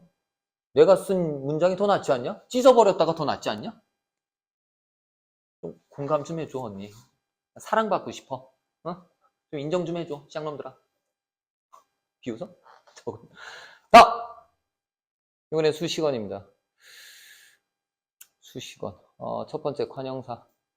관형사 뭐, 여러 가지가 있는데, 아까 그 수관형사 잠깐 얘기했잖아. 수관형사. 근데 거기에 나와 있지 않은 단어가 있어요. 다른. 여백에다가 좀 적어봐. 다른. 이게 뭐냐? 잠깐만. 이거 품사통용 몇 번째야? 몇 번째야, 품사통용? 네 번째인가? 품사통용 네 번째. 다른, 이겁니다. 다른. 요거 시험 문제 자주 나와요?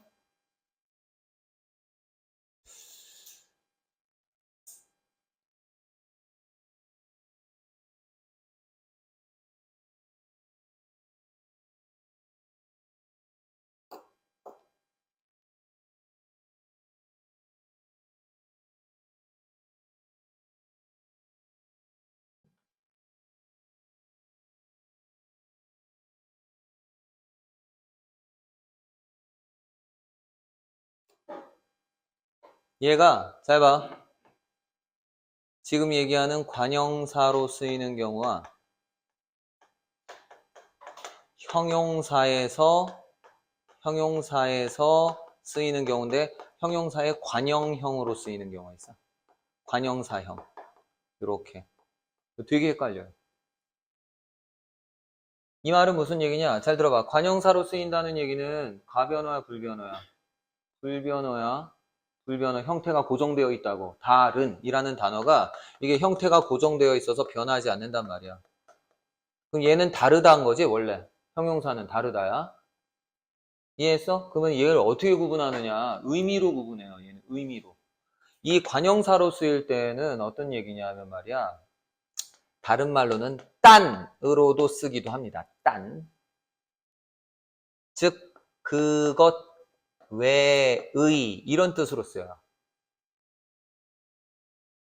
그런데 만약 형용사의 다른이라는 뜻으로 쓴다면 같지 않다, 같지 않은 이런 뜻으로 쓰입니다.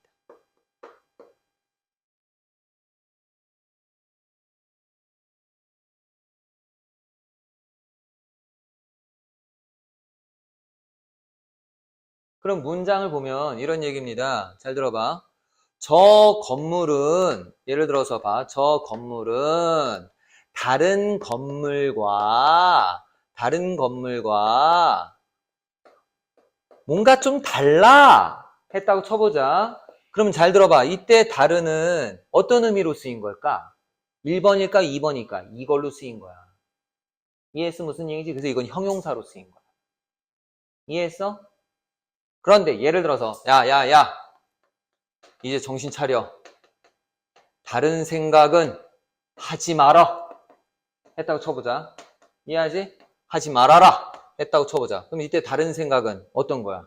이거야. 이제 그거 왜 딴 생각 하지 마 이런 얘기야. 이해했어? 무슨 말인지?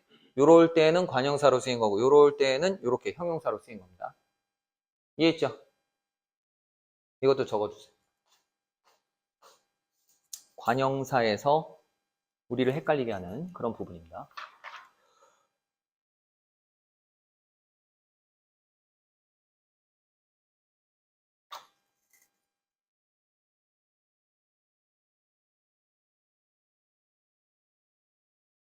다음에 이번에도 한 번만 더 품사통용 이거 나오나?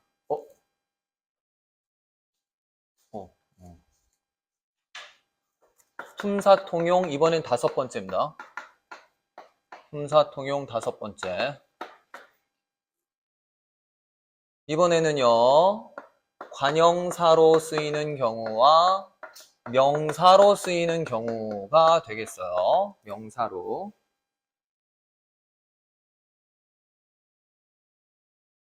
이것도 그냥 바로 예문장으로 좀 정리를 해드리도록 하죠.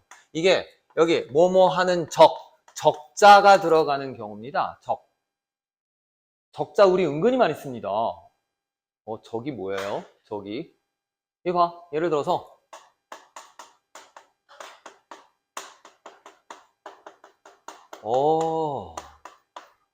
낭만적 분위기네. 좋아. 그럼 잘 들어봐. 낭만적이 뭘 꾸며주는 거야, 지금? 분위기를 꾸며주잖아. 이해하지? 이렇게 된 겁니다. 이게 관형사로 쓰인 거야. 명사를 꾸며줬잖아. 이해했지? 그런데요, 잠깐만 다시 한번 이 밑에 거 보면 진짜 종이 한 장 차이예요. 낭만적인 분위기. 이러면 이때 낭만적은 명사로 쓰인 겁니다. 뭔 말이야, 이게. 이 말은 잘 들어. 낭만적 뒤에 이다가 붙은 거예요. 이다에 또다시 얘가 빠지고 니은이 붙은 거예요. 이해가 가세요? 그러면 이다는 뭐예요? 서술격 조사입니다. 서술격 조사. 그러니까 명사 뒤에는 뭐가 붙을 수 있는 거야? 조사가 붙을 수 있는 거야. 이해했어? 학생 이다. 이다가 붙었단 말이야. 이해가 가? 여기 낭만적이다 이런 뜻입니다. 낭만적인 분위기. 이렇게 되면 얘는 명사로 쓰인 거예요. 이해했죠? 요게 우리를 헷갈리게 하는 그런 지점이다. 요거 품사통용 5번째. 알겠죠? 오케이. 자, 그 다음에 이제 드디어 부사로 내려가죠. 부사. 거의 다 왔어요. 걱정하지 마세요, 이제. 부사는 주로 용언이나 문장을 수식해 준다고 그랬죠?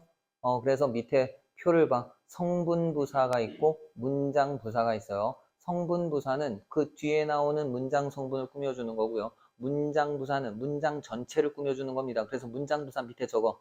문장부사는 문장부사 밑에 문장의 맨 앞에 위치한다. 문장의 맨 앞에 위치한다. 딱 봐도 그렇죠. 야, 그리고가 문장 앞에 있잖아. 그렇죠. 원래는 이제 문장과 문장 사이에 있는데, 그런데 뒷문장의 기준으로 본다면 뒷문장 앞에 있잖아.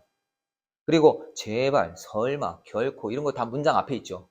그렇지? 그럼 문장 앞에 있으면 그냥 문장 부사다. 이렇게 생각하면 되겠습니다. 알겠죠? 자, 그런데 옆에 날개를 봐. 관형사, 부사와 조사의 결합. 밑줄 봐. 조사의 결합. 이거 중요합니다. 한번 빨리 읽어볼까요? 관형사세는 오타입니다. 관형사세는 어떠한 조사도 결합할 수 없지만 부사 빨리는 보조사 도가 결합할 수 있다는 거야. 이처럼 관형사는 격조사뿐 아니라 보조사와도 결합하지 않아요. 하지만 부사는 밑줄과 보조사와는 결합할 수 있다. 보조사. 격조사는 안 되지만 보조사는 된다. 그러니까 정리를 해보자면 관형사는 조사는 무조건 안 돼. 알겠지? 그런데 부사는 보조사는 붙을 수 있어. 요 얘기.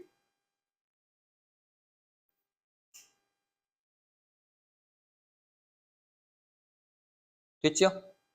한 가지만 더. 설명을 빨리 와. 그래. 침착하게. 마음은 급해도.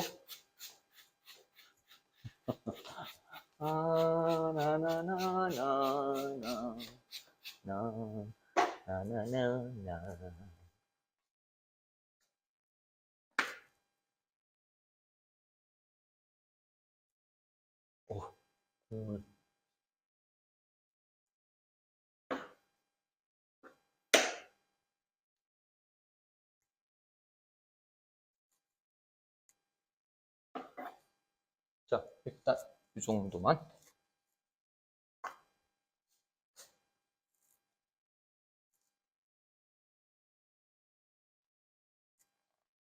일반적으로 부사는 잘 들어. 부사는 용언을 수식해 주죠. 그런데 이 부사가 잘 들어봐. 수식 범위가 상당히 넓어요.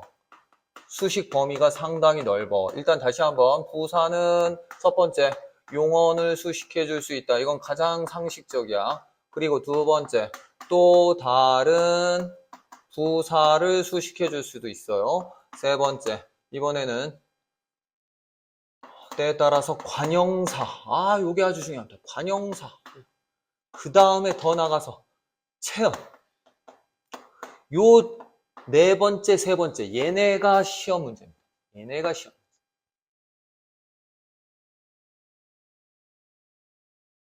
예를 들어 볼게요. 여기 예를 보죠.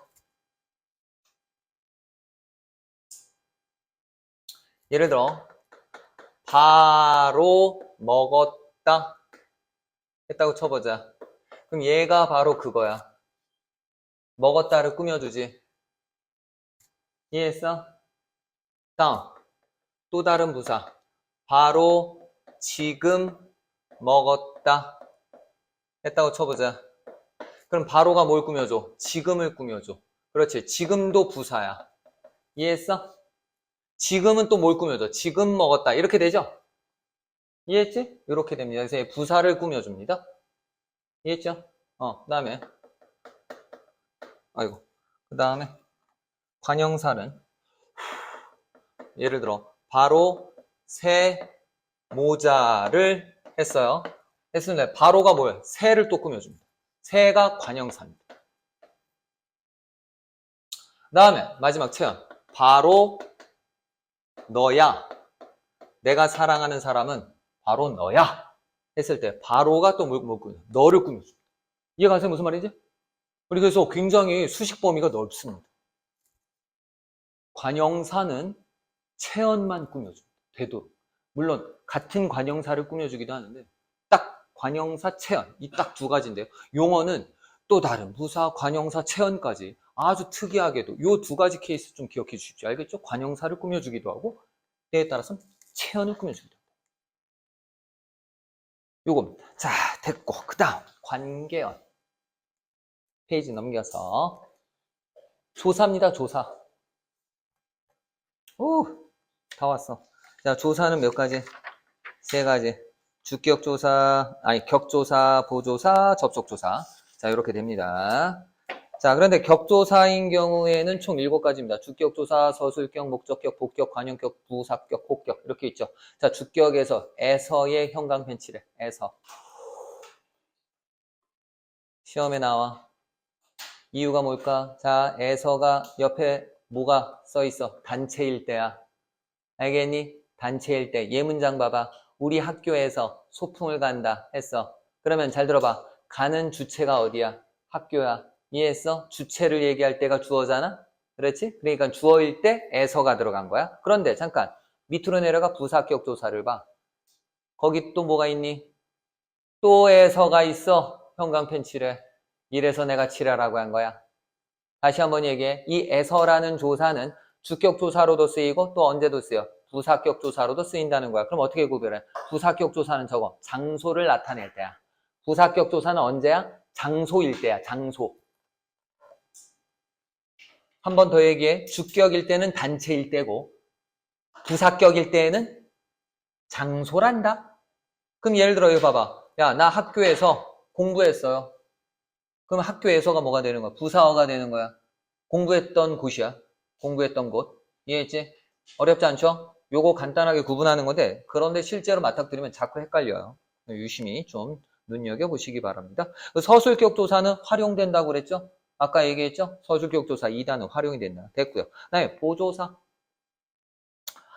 은근히 보조사입니다. 아시겠어요? 은근히 보조사다. 내가 이 영어 선생들 때문에 정말 죽여버리고 싶어요. 영어 선생들이 맨날 주어 얘기할 때 뭐라고 얘기해? 그놈의 은근히가. 야, 너희들 앞으로 그러면 손들어. 선생님, 은느는 보조사입니다. 격조사가 아닙니다.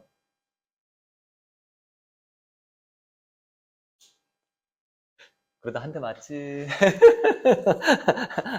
그런데 은느는 봐봐. 대조, 강조할 때 보통 말합니다. 아시겠죠? 예를 들어 바나나는 노랗지만 자두는 붉다.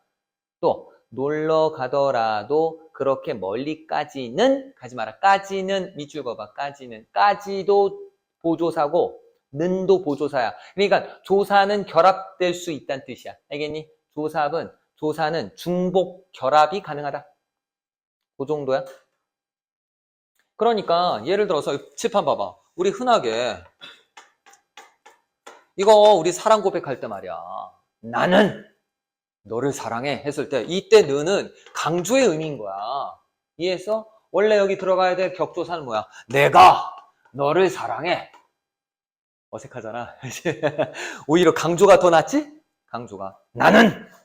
됐어. 그런 뜻입니다. 다음에 접속조사. 접속조사는 체언 뒤에 붙어서 두 단어나 구를 같은 자격으로 이어준다. 그래서 예를 들어 사과와 배 이거죠? 밥하고 나하고 떡하고 밥에다 떡에다 식혜까지 이런 식이야. 이해했지? 하나도 어렵지 않습니다. 이런 거 다 그냥 연결할 수 있는 접속조사. 여기서는 시험 문제가 별로 없어요. 다만 아까 기억나? 기억나? 의존명사와 보조사. 기억나죠? 그 세 가지가 뭐였어? 만큼, 대로, 뿐이었어. 요거 품사통용이 일어난다고? 이해했지? 만큼, 대로, 뿐. 품사통용. 요거 잊지 마시오. 알겠죠? 자, 마지막으로. 독립어. 감탄사. 감탄사. 그들이 안 놀래. 삐졌어. 화가 나. 됐죠? 이건 보나 마나입니다. 부름, 놀람, 느낌 되다. 다 감탄사. 야, 이거 잠깐 문법적으로 말하면 무슨 법이야? 영탄법이야. 감탄사 쓰이면 영탄법. 됐지? 영탄법까지 우리가 좀 기억해. 달라. 여기서 끝날 줄 알았지? 옆에 날개 봐. 보조사요. 별표 쳐. 보조사요. 연결어미요는 중요하잖아. 보조사요가 중요해. 보조사요. 여기 봐봐. 앞서서 여기 봐. 어간과 어미는 뗄래야 뗄 수 없는 관계지. 만약에 어간만 쓰이고 어미를 빼봐. 말 돼 안 돼? 말이 안 됩니다. 어미는 반드시 필요합니다. 다시 얘기해서 어미는 생략할 수 없다는 뜻이야. 그런데 조사는 생략이 가능합니다. 여기서 이거 빼봐. 이거 빼봐. 나, 너 사랑해. 말 되잖아. 거기 조사에다 관계연 위에다가 써. 생략이 가능하다. 관계연에다가 써. 조사는 얼마든지 생략이 가능해요. 이게 지금 설명이 안 나왔어요. 중요한 얘기입니다. 조사는 한 번 더 얘기합니다. 얼마든지 생략이 가능해요. 알겠죠? 그런데 이제 여기 봐. 보조사 요입니다. 얘는 거기다 적어요. 상대 높임. 상대 높임의 해요체입니다. 해요체. 해요체. 그러니까 높인 거야. 높임 표현이야. 내가 이걸 왜 강조하느냐? 지금 얘가 다시 한번 품사로 말할 때 뭐라고요? 보조사라고요. 보조사. 자, 일반적으로 잘 들어. 상대 높임은요. 종결 어미에 의해서 실현됩니다. 유일하게 해요체만 보조사 요로 실현됩니다. 요겁니다. 한 번 더 얘기해보죠. 잘 들어. 상대 높임은요. 원래 종결 어미에 의해서 실현됩니다. 우리 현이가 잘해요. 예를 들어서 알겠습니다. 했다고 쳐보자. 자, 여기서 종결 어미가 습니다. 아주 높인 거야. 아주 높인 거. 이거 확 낮춰봐. 어떻게 돼? 알겠다. 이렇게 되는 거지? 알겠다. 이건 반말 깐 거야? 그래, 안 그래? 반말 깐 거야? 이건 낮춘 거고, 이건 아주 높인 거고. 이런 식으로 종결 어미에 의해서 실현된단 말이야. 그런데 얘는, 잘 들어봐. 응, 알겠어. 반말 깠지? 그렇지? 알겠어요. 이러면 높인 거야. 그런데, 그러면 이 얘기는 뭐야? 얘 뺄 수 있다는 얘기 아니야. 넣고 뺄 수, 할 수 있다는 얘기 아니야. 그 얘기는 얘가 뭐라는 거야? 어미라는 거야? 조사라는 거야? 보조사라는 거야. 조사라는 거야. 언니 이해했어? 무슨 말인지? 요를 생략할 수 있다는 얘기는 요가 어미가 아니라 조사라고. 이해했어? 무슨 말인지? 요가 잊지 마세요. 조사입니다.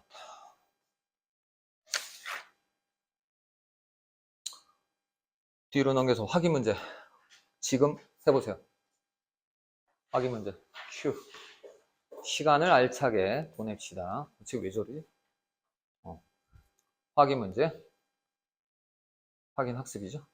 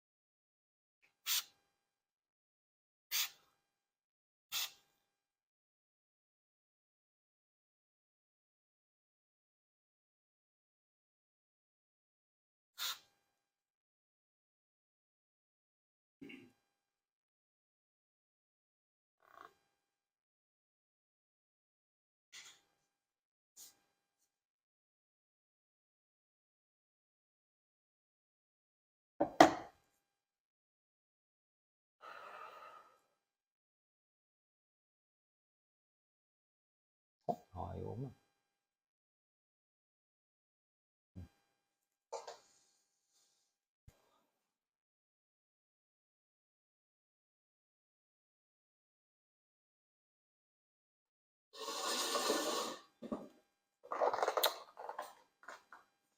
자, 제가 시간이 없어서 같이 해보겠습니다. 1번.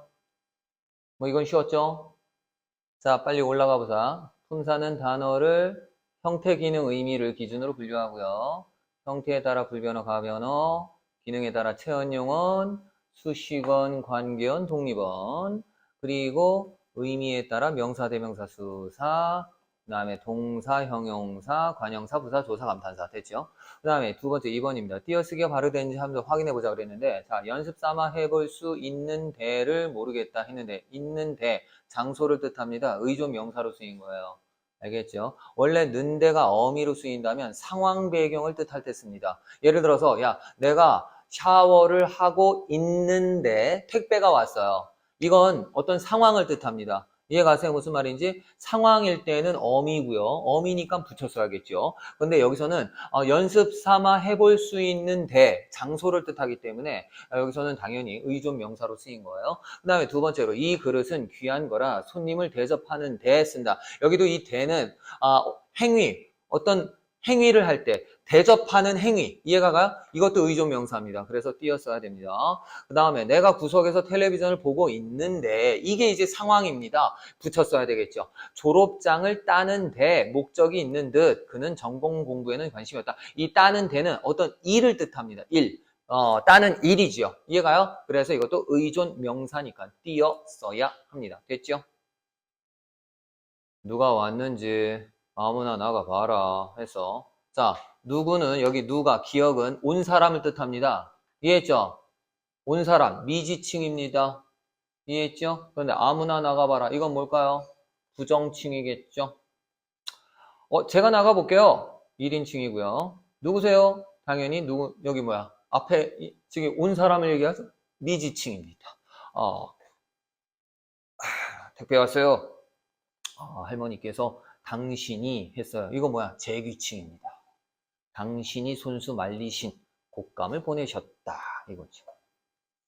자, 그 다음에 4번에 불규칙 활용표를 완성해보자 했는데 여러분들이 한번 해봐야 돼요. 첫 번째는 어간이죠. 두 번째는 어미겠고요. 세 번째는 어간, 어미가 모두 변한 거겠죠. 자, 그런데 거기 들어갈 말은 당연히 뭡니까? 병이 나아서 원래 낫답니다. 시옷 불규칙이죠. 그 다음에 듣다죠. 듣다. 디귿 불규칙. 그 다음에 굽다. 비읍 불규칙. 얘는 뭐야? 둘로 가르다. 르 불규칙. 푸다. 이죠? 우 불규칙. 그 다음에 어미가 바뀌는 경우 자 구하답니다. 구하여죠. 여 불규칙. 푸르러 봤죠? 러 불규칙. 그 다음에 이리 오너라 너라 불규칙. 마지막은 히읗 불규칙. 말 같아죠. 말 같아. 이것도 색깔이잖아요. 이해하죠? 아까 색채어에서 주로 나타난다고 그랬는데 말 같아, 말개. 다음, 5번. 여기서 처음으로 노래를 불러본다. 시도. 빨리 적어, 시도. 내가 알려줄게. 수지가 피자를 다 먹어버렸다. 완료. 내일 시험을 위해 일찍 자두어라. 그 다음에 동생이 피자를 먹고 있다. 진행. 아들이 학교에 잘 갔나 보다. 추측. 다시 태어나고 싶다. 그리고 하고 싶은 일은 생각나지 않는다. 뭐 됐죠? 다음 마지막. 단어의 품사를 적어보자 했는데 둘이 다섯을 더하면 일곱이다 했어요. 일곱 뒤에 이다. 서술격 조사와 결합이 됐죠? 수사입니다. 사과 7개가 있다. 7이 개를 꾸며주죠? 수관형사입니다. 이해했죠? 수관형사. 너 커서 뭐가 되고 싶니? 잠깐만. 동사입니다.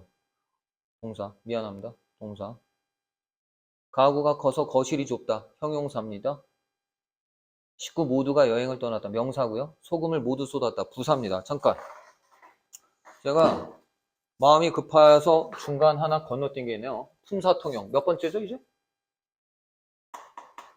6번째인가? 7번째 같은데요? 맞니? 6번째.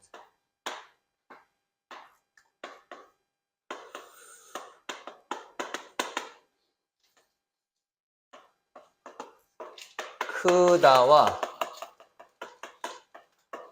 작다입니다. 이거 자주 나와서 중요합니다. 크다와 작다.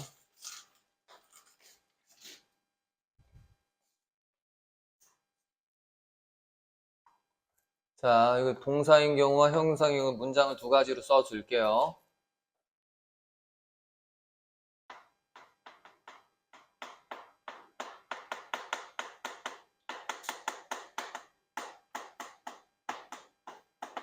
자, 이건 동사로 쓰인 거예요.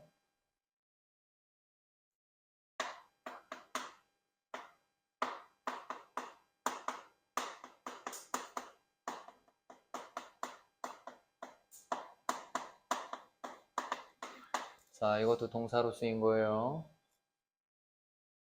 시간이 넘었네. 형용사는 뭐 예를 들어서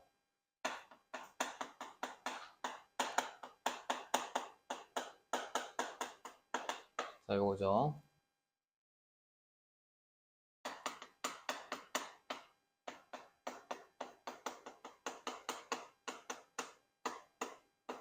자, 이런 겁니다.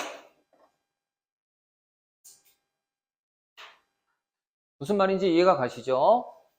그러니까 결론적으로는 이 작다와 크다가 때에 따라서는 동사로도 쓸 수 있고 형용사로도 쓸 수 있다는, 원래는 형용사인데 동사로도 쓸 수 있다는 뜻이야.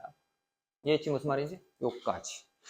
그러면 잠깐 과제를 좀 정리를 해드리도록 하지요. 과제가 뒤에 좀 넘겨봐. 뒤에 페이지 푸른 국어 52쪽 있죠?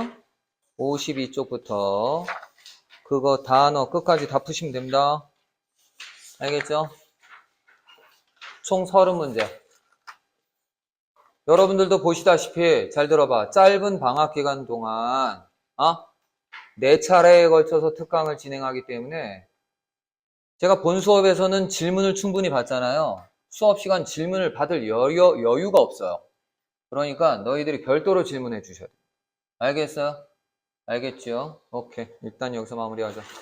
고생하셨습니다.